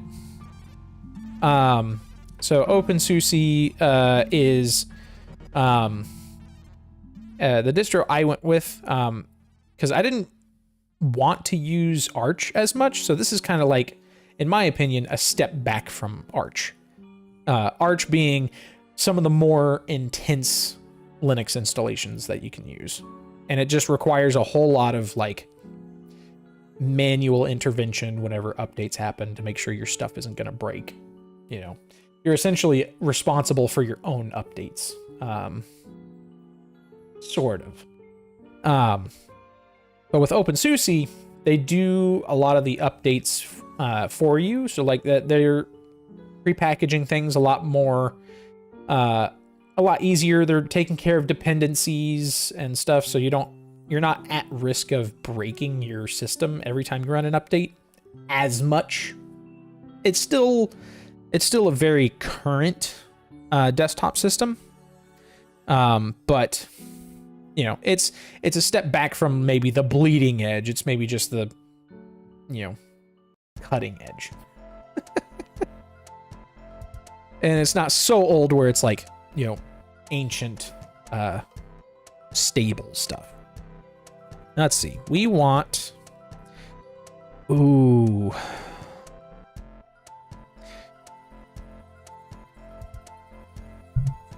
Here's where I'm kind of like waffling back and forth because, you know, I've here. Oh, and you can't read it because of my setup. Eventually, I want to get to the point where I have like a capture card, then I can just plug stuff into it and then, you know, stream from that.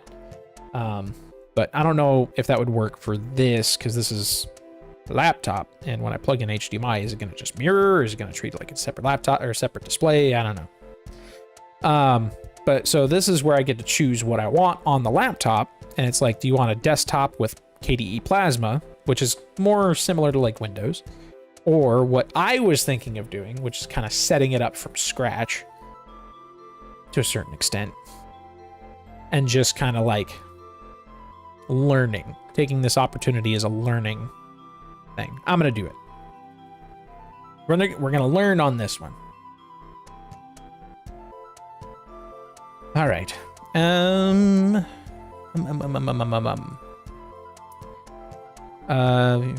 Swap. Only 2 gigabytes of swap. No. We're gonna guided setup here. We're gonna use our 1 terabyte internal drive. We're gonna not enable disk encryption. Just for me, because it causes a lot of headaches whenever I try to like recover data if I need to. We're gonna not propose a swap partition because we have 32 gigs of RAM, so I don't think we'll need swap. We're gonna do snapshots. We're gonna do BetterFS. We're not gonna do a separate home partition. And next. All right. Just laying out my hard drive the way I want it to be. And we're in Chicago Central Time. I do not live in Chicago. That is just the time zone in which I pick. User's full name. Ah!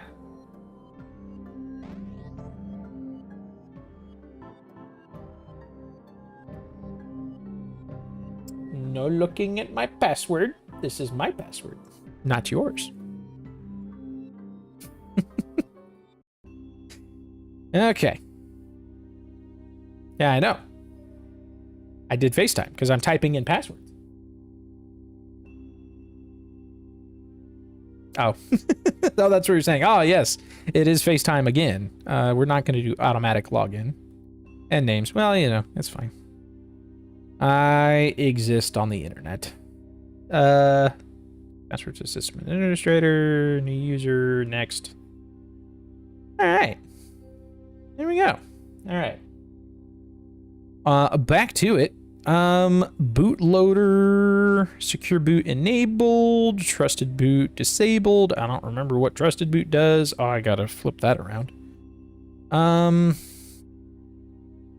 Patterns, X Windows system, basic desktop, software. This is where I get to specify what I want on this machine. And I say, no fonts, no X Windows system. No. Can I take that off, please? There we go. We're going to do base system. We're going to do convenience packages. And we're going to do enhanced system. Because I think that comes with all of the stuff. So I tried this the other day and it was not great. Like it didn't even come with sudo installed, which was a large problem. That's okay. Man, I don't know why they don't have Hyperland on here right now. Because the way I'm looking at it, I'm like, we got our gnomes, we got our KDEs, we got our XFCEs, and all this stuff. And Hyperland, the one I want, is not there. Eventually, they'll get the hang of it. Of course, I say that. I think Hyperland is available once you actually get to a desktop environment, and then you can actually see it listed there. I just don't remember what the enhanced system comes with. Because it doesn't tell you... Oh, details? Yes, I would have to manually install it. I hit details. What did you do? Excuse me. Base system? Oh, yes, there we go. So now it's actually showing me the list of packages. This is what I actually wanted to see. This is actually the list of all the programs that are going to be installed. And then enhanced comes with file,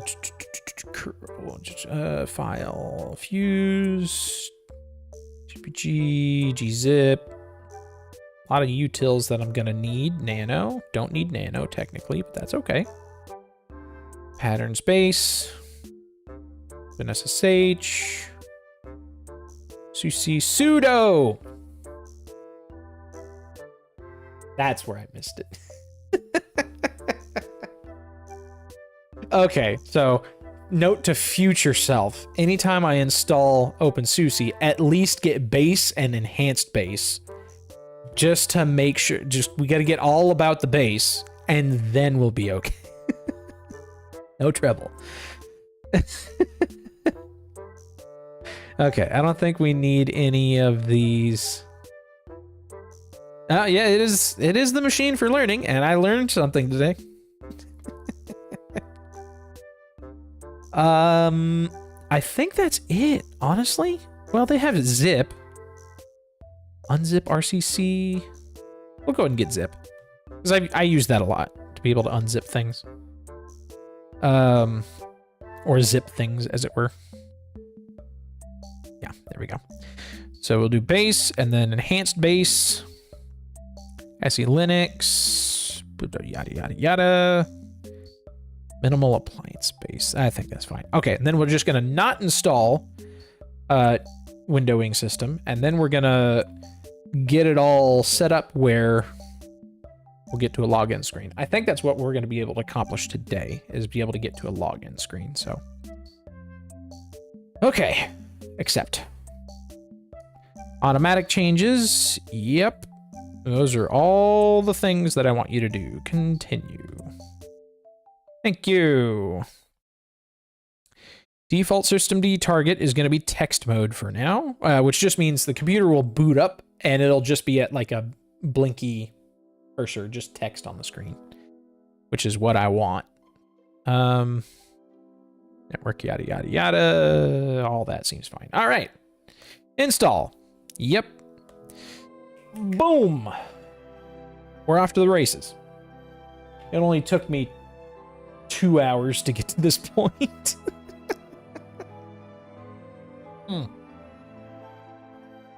But it's fun. It's been fun. Clean up a little bit over here. Oh, it's going to install all those packages. Some of this cardboard back in the box. There. A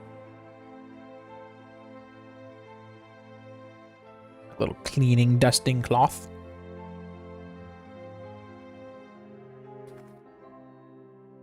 There. All right. Let's see. Excuse me, laptop. I need the desktop.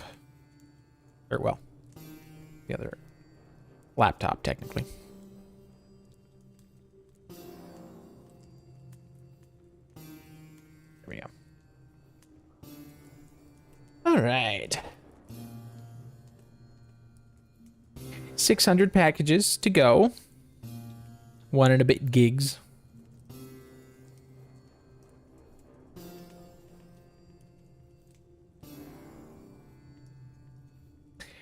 So, how's it going? How's the weather? That's small talk, right? Once we get to, there's some really cool stuff once we actually get to a desktop environment, but weather's been awful. Oh, I'm sorry. Today we, I was expecting to get some rain, but, oh. I'm gonna bite my tongue because we have rain and storms coming in soon. Ugh. Oh. Is everything all right over there? Tornadoes and shit? That is... Oh, yeah. No, it's on the way. Eek. Oh, boy. That's, Oh, you were telling me about this the other day. Ah, it's today. Yikes. I'm sorry. That is rough. It's this week. Oof. Side note, I keep, like, trying to reach in for my pocket or, like, where's my phone? Forgetting that it's right here. I'm like, I need another camera if I'm gonna do this on a regular basis. Because I want to use my phone. Well, I guess maybe in a roundabout way. Maybe this is the maybe this is the way I break my, you know, digital addictions while I'm streaming. Is like, I can't use my phone now. Just been one of those days. Yeah. Well, we're probably gonna get some storms too, is what it looks like, here in the next few hours or so. Yikes. I'm sorry. Yeah. Yeah, it'll be a good way for me to quit scrolling mindlessly as I'm, waiting for other things. Sure. Although I do have my iPad to scroll on over here. It's just I could just scroll here and then none would be the I just put it just out of frame. No. Oh man, I ran out of room on everything. I can't scroll. Ouch. Ow. You ever get your hair stuck in your iPad? Good grief. Goodness. I'm gonna check the weather radar real quick.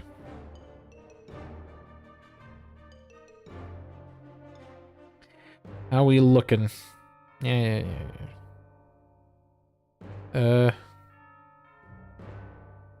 Ooh. Coming up quick. That's, whew. Thankfully, it doesn't look like there's any... Oh. There is one tornado warning on the map right now. Eee. South of Colgate, Oklahoma. That is, north and south parts are throwing twisters. Yeah, that's, not so good. It looks like the only other... Here, I'll show you what I'm looking at. Yeah. Line of storms, bad. This one's the one that's got the tornado warning on it. And this is, got some special weather statement or something, so... Big ol' lineup of storms this evening, which is, not fun. Sheesh.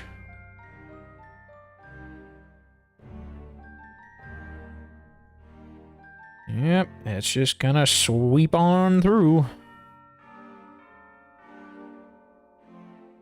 Drat. Anyway. One package remaining. 77%. We're almost there. I didn't even need to scroll. I just check in the weather.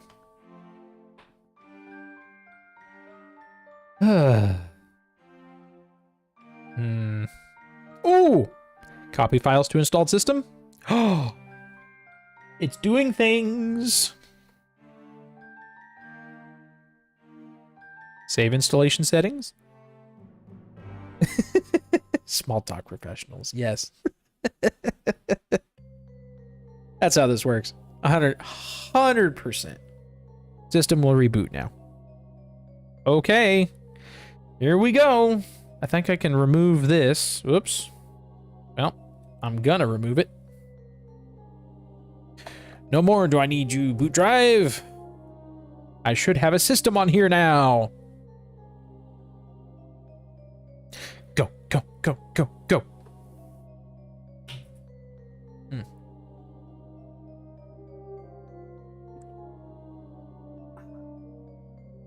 Here's your reminder, go drink water. Preferably not inhaled water. Ooh! Didn't realize that said framework on as the boot logo. Linux kernel 6.14.6-2! That's the version of the kernel I wanted! Ta-da! I have... Here we go, see? This is what I was talking about. There you go. That's the system I got. Oh. No. Power codes are on this side. We got the two power possibilities. Yeah. Exactly. But yeah, no,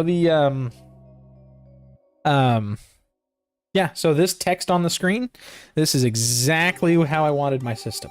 Like, basically as bare bones as it gets. Don't look at my passwords. Even though it's my local machine. Timed out that you... Oh. It just timed out that you pulled the plug on the screen at black. Oh, yes. Yeah.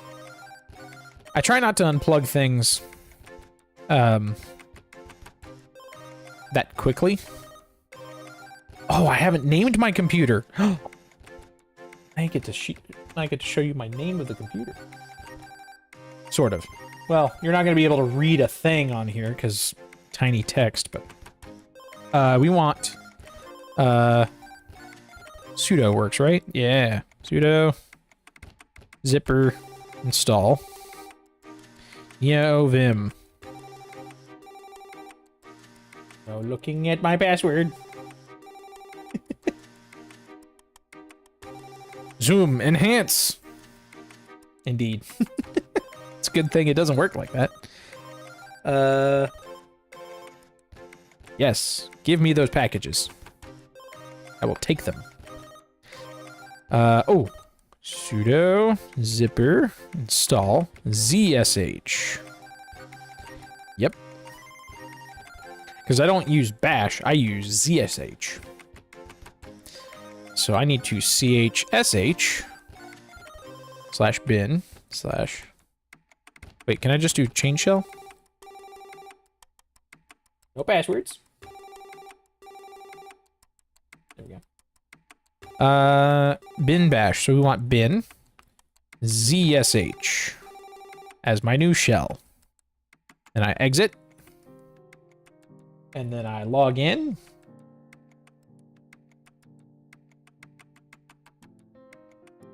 And now we get to set up ZSH, even though you can't see it. Well, close enough. Whatever. You know, like, you won't be able to read any of this anyway. Okay, so I'm gonna go set this up real quick. We're gonna continue to the main menu. Continue some history settings. We want 8,000 lines of history. And 2 is correct. Oops. Uh-oh. Ah! Abandon edits. Try that again. We want 8,000 lines. And then we want to, number 3, store 16,000. Well, it's way too many. There's 16,000 lines. Save to file. Remember edits. Configure completion system. We want default options is fine. 1 billion lines, yes. My computer would struggle. It'd be like, I have no more memory, please. Help me. I need more memory. Billion lines. It'd be crazy insane. Well, maybe. I say this. I actually don't know what a billion lines would do to a computer of, like, active history. I'm just assuming that it would be bad. You know. Completion system, how keys behave. Oh, editing. Yes, we want the bind key to be vim. Remember it's some common options. Change directory given just a path to set it to on. So that is auto change directory, which is good. Additional pattern matching features. Set it on. Unmatched patterns cause an error. If an what was the default for this? Default's on. Yeah, no matches print an error instead of leaving it unchanged in the argument list. Yeah, instead of turn it on. Beep on errors.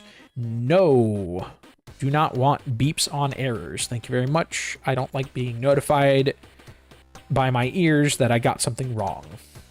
Immediately report changes in background. We'll just set that off. That's fine. Remember edits. Yep. And exit saving new settings.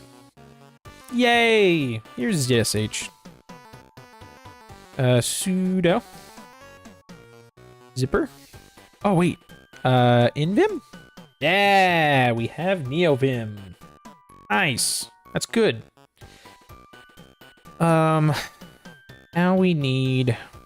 Oops. Quit. Ah. Not enter mode. Quit. Yeah, that top corner is a little annoying, actually. Oh. 1 billion lines and an audible error alert equals nuclear meltdown. Unsnoozable clock. Oh. You've described my nightmare system. You hit backspace once and then it goes. Ooh, no thanks. I'm good. Thank you very much. Have a nice day. I don't want. Good grief. Okay, let's see. We want sudo zipper refresh. No looky. Not that it actually matters. Like, it's a machine. Like, this is just on this machine, but give me a second while I gotta type in my password a couple of times here. Just sudo zipper install Hyprland.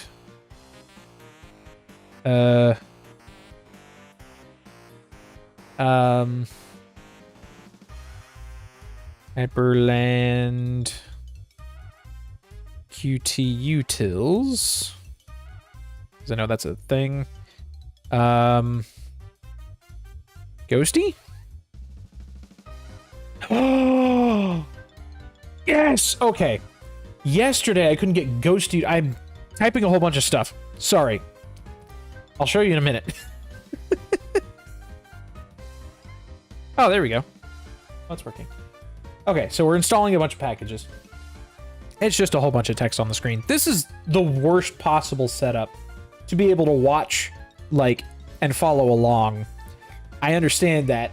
I don't have a better solution for it right now, so we're just gonna do with what we have. So now if we do Hyprland. Oh no, do I have to reboot? I probably have to reboot. I'll exit and then we'll log in.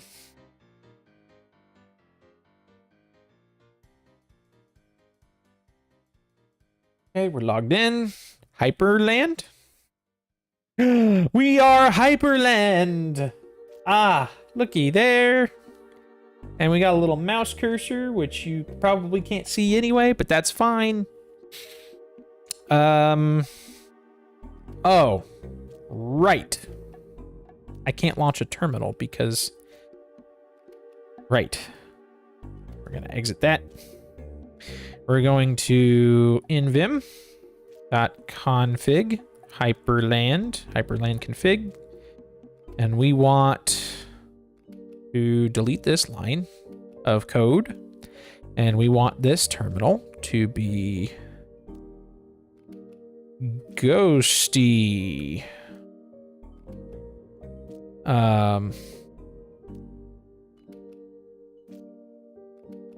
Hyprland. Try again. Bing! Looky there. Ah, it's gorgeous. It's so clean. And there's nothing on it. Oh, and there's my terminal. Success! Already. And even just what? 20 minutes after I started the install? This is great. Oh, check this out. Okay, so this is why I wanted Hyprland so bad. So you see it's all one window here. If I just go boop, boop, boop, boop, boop. Close, close, close, close, close, close. Open, open, open, open. It's just so fast. Oh, it's so cool. So on my keyboard, all I'm doing is just like pressing one keyboard shortcut and it's just opening an app, and you can program any keyboard shortcut you want to like open whatever program, and it just automatically resizes and takes care of like borders and colors and styles and just so slick. This is called a tiling window manager. That is what Hyprland is. And I am so stoked about it. Oh, and it's just, it's so lightweight, and it's like, so I've completely changed like how I use my Mac at work and my Mac personally. And like, because I found this system, I was like, I want this. So I did everything I could to build or like find apps to, you know, kind of replicate this kind of functionality on my Mac, because the Mac doesn't support it at all. This is like a Linux first, Linux only. I have a paper cut. That's fun. Yeah, it's fine. So it's just so fast, and it's all graphically accelerated. So, and it splits based on where your mouse is. So if I put my mouse over on the left side here, whoop, it puts a left side split. If I put it on the top left, whoop, it adds a corner there, and then adds here, and then adds here, and it just like wherever I put my mouse, it splits the thing, and it's just so nice. And I can just close it all super quick, and it just goes. It just so fast, and it allows you to like put in your own keyboard shortcuts and your own workspaces. And so like if I just go to, this is workspace 1, this is workspace 2, 3, 4, 5, it's like all virtual workspaces, so you can very quickly build muscle memory into anything you could possibly want to do on a computer. So you build in a shortcut for launching a browser. You build a shortcut to switching to a workspace. You assign apps to specific workspaces, and just like all of it kind of conglomerates together in all of these features into like a system that you can truly learn and be fast at without having to think about what you want to do. You just know what you want to do, and your hands do the rest to launch the thing that you're trying to do. Yes, everything has a place, and everything is in its place. I couldn't have said it better myself. Exactly. Yeah. So, I guess kind of a mind palace, but it's not. Well, no, it is, because I got to remember all the keyboard shortcuts. So, yeah, I guess in a manner of speaking, I've built mind palaces out of my computers. Good grief. I didn't think about that until like I just never thought about it that way. Thank you. That's kind of awesome. Because I also love Sherlock, like the BBC show, like absolutely fantastic. Oh, this is what I was telling you about. Rounded corners. So like Hyperland has it like built in. So like rounded corners should not be an issue once we actually get going with like our wallpapers and stuff. So, the system is pristine and I love it. So good. So now I just need to, I don't think I have SDDM installed. Oops, I typed in my password wrong. And I typed it in wrong again. Let me try again.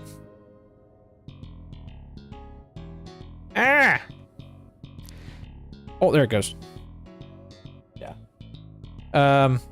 So I can show you this. So SDDM is a login manager. That's this one here. It allows you to, like, that's your login screen. That's it, it's a separate program. So I don't even have a login screen installed on this thing, which is kind of interesting and weird. We're gonna do zipper install SDDM control module for KDE. We'll just do SDDM for now. Yes, give me your packages. Thank you. Have a nice day. Sudo zipper install Flatpak, which Flatpak is another package manager. So Zipper is a package manager and Flatpak is a package manager. You put them together, you have two package managers.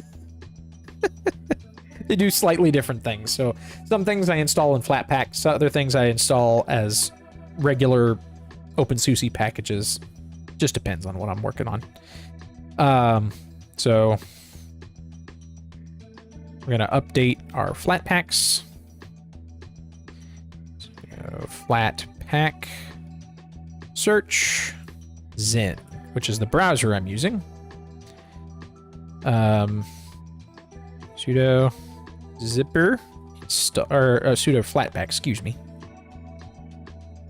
Install app.zen_browser.zen.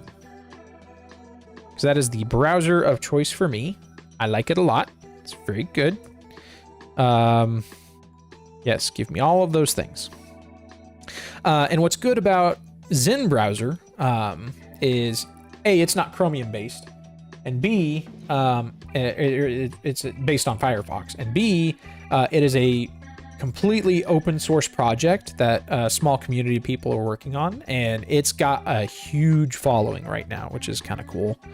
And the user interface, if you've ever used Arc browser, it's similar to that, but it's like all your tabs are stacked up on the side, and it gives you so much more space vertically on your screen, and it's just so nice. Installation complete. Sudo zipper install. Search fast fetch. Yeah, sudo zipper install fast fetch Zellige. Where's the other one I think I needed to install? Do we have it? Automatically selected fast fetch Zellige. There it is. Yeah, Zellige. I'm looking for it on the list. So Zellige is a terminal multiplexer, is what they're called. But basically, it allows me to take one terminal and make multiple tabs inside of it without having to open whole new windows and like have it split like this. So,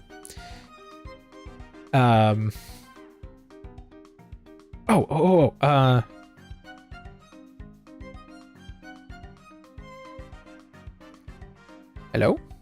Is this not working? Maybe I have to relaunch my shell. Zellige. Yeah, there you go. So then I can open, control tab. Yeah, so I can have tabs across the top here, and they're all separate terminals without having to have a new window. Very hacker man. Sorta. Let's see. This is... what do I need to do here? NeoVim. And I need to set my theme for my terminal. So Ghosty list themes. There we go. So you can choose what color scheme you want. Oh, well. Tokyo is what I like. I like Tokyo night. That's what I like a lot. So we're gonna exit. We're gonna edit our config file for Ghosty. And we're gonna look for theme. No theme. That's okay.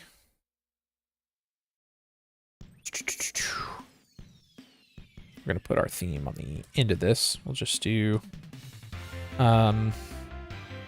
theme equals Tokyo. Oh shoot, I forgot how to spell that. Oops.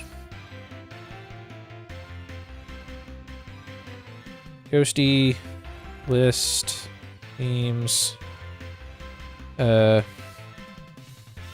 Tokyo night, all one word, and then underscore night. There we go. Tab. There we go. Tokyo night underscore night. I think I have to have that in quotes. So we're gonna add quotes. This is just the most exciting thing to look at. I'm sure. We're gonna write our changes, and we're gonna exit, and we're going to exit, and relaunch the terminal. And fast fetch. Yay! We got a theme. Nice. Nice. Great. Phenomenal. Love that. Charging 98%. Look at that. We're almost all the way charged. That's not bad for doing that. Oh, terminal font is JetBrains mono. Nah, I need my Ubuntu's nerd font mono. I'll get that here in a minute. I have 1,000 packages installed. Oh, well. I mean, that's pretty par for the course, I feel like. Oh, yeah. So much memory. I have 30 gigs of memory. So excited about that. I'm going to be able to do so much stuff on this stuff. It's not even... Ah! Fast fetch. Weird. Interesting. Interesting. Okay. Oh, what was the other thing I was going to do? Oh, Zin. Yes. Yeah. In Vim. Config. I need to change the configuration for Hyperland to let me change my browser. So I'm going to add a thing here to allow me to program a keyboard shortcut to launch my browser. That's what I need right now. Browser equals flat hack run app.zen_browser .zen, I believe is what it is. Hopefully. Looking at all the things. Where's all the keyboard shortcuts? Ah, there we go. Just typing a bunch of code. That's what I'm doing. Main mod plus Z exec browser. Right. Configuration. Whoops, that's caps lock. All right, so now, hey, welcome to a calmer internet. You betcha. I think it's that. Oh, that's so good. Okay, so what I just did there is I used a keyboard shortcut to move this window to the next virtual space. So you can think of, I have a whole bunch of monitors that are invisible throughout here, and then I can switch between them by pressing their corresponding number. So this is on 1. This is now on 2. Welcome to the calmer internet. This is, I wonder if this will work. Hold on. No, this will not work. Well, this is Zen browser. Welcome to a calmer internet. I'll show you it once I get it set up. It's very different, and I like it a lot. It's very good. We'll skip import for now, and we'll set Zen as my default browser. So I don't know how this is going to work because I don't think... Oh, DuckDuckGo, 100%. I don't like using Google. Thanks, Google. You have enough of my... Oh, wait. Oh, my brightness keys don't work. Ah! Current browsing. No. Okay, well, I'm going to have to get my keyboard keys working in Hyperland. I see now what PewDiePie was talking about, like trying to get this stuff installed and working. Because it doesn't work out of the box. Volume keys might work, though. Interesting. Tabs. Oh, yeah, so this is telling you about how you can have, like, your list of tabs on the left, and then up at the top, you can have kind of, like, essentials is what they're called. And you can have like a whole bunch of tabs, like, you know, all the way at the top that are always available, kind of pinned to the top. It's very, very good. I like it a lot. Colors. I like purple. Give me a good purple. Give me like a good purple here. Let's see. We're gonna do... Do we have contrast? Yeah, we have contrast. We're gonna put it right. Oh yeah, you can do like complementary or floating colors. Dude, this theming system is kind of cool. So look at this. You can just like, I can make it look like bubble gum if I want. Check this out. Bada boom. Look at that. Look how gorgeous that is. Just a couple of dots on the screen and you have a, bam, customized browser. So good. I think I'm going to just do purple for now. We're going to turn up the texture, which should be this one, I think. Hello?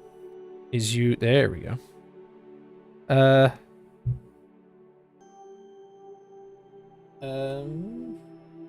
There's a really small target to...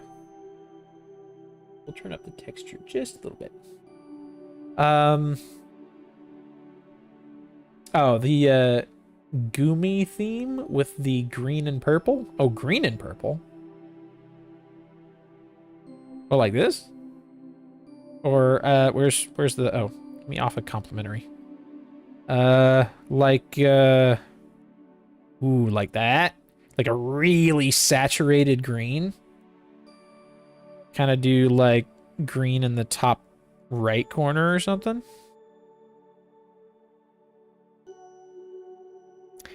It's kind of nice.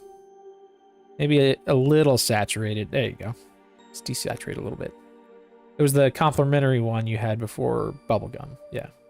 Complimentary. Oh yeah, that one's kind of closer to like almost a yellow green kind of thing. Uh-oh. All out of water. I'll have to go back here in a minute. Yeah, Gumi is the best. I don't know what is Gumi? Dare I Google this? What is this? What is Gumi?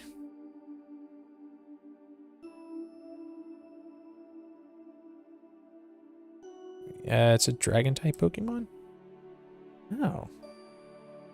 Gumi. Okay. Interesting. Oh, I see why you're saying that now. Nice. Really anything after like Diamond and Pearl, I don't know a whole lot of like recent Pokemon. I'm sorry.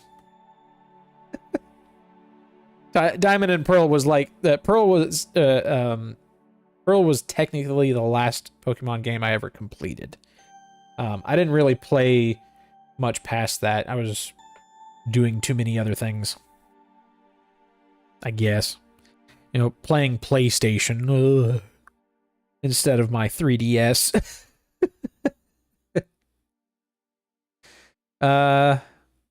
Generation after, I think after Diamond Pearl was I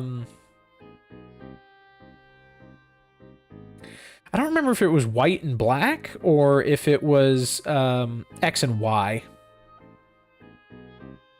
Of course, it might have been the Heart Gold and Soul Silver, because they started doing like the XY. Okay, I think that's right. Probably, maybe. Without Googling it, that's the best I got. All right, we're gonna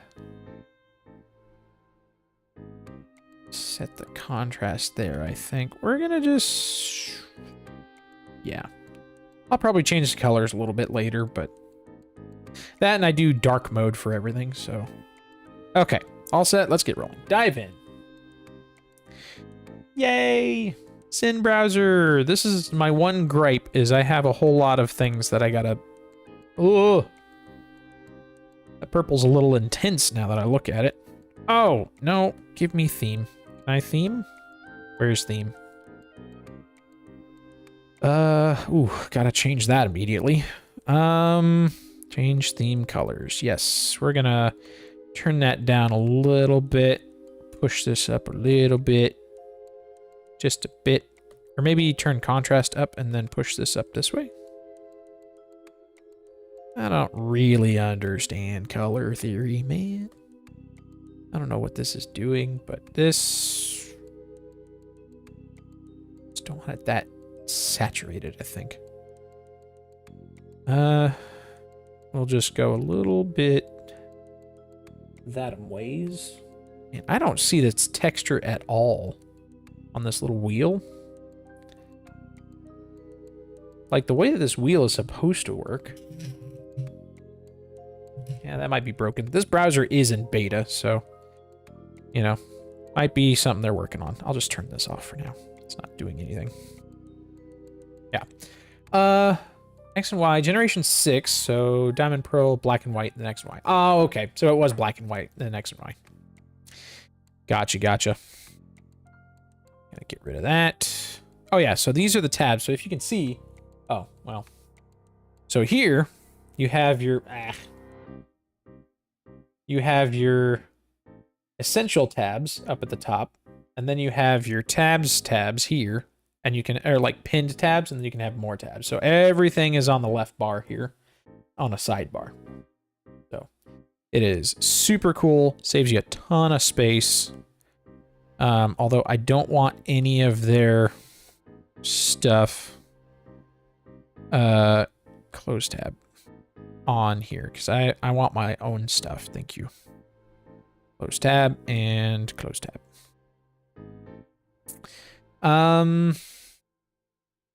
Actually, I think I'm going to change that really quick. Change my mouse settings really quick. Natural scroll, true. I'm going to have to remember Hyperland, config.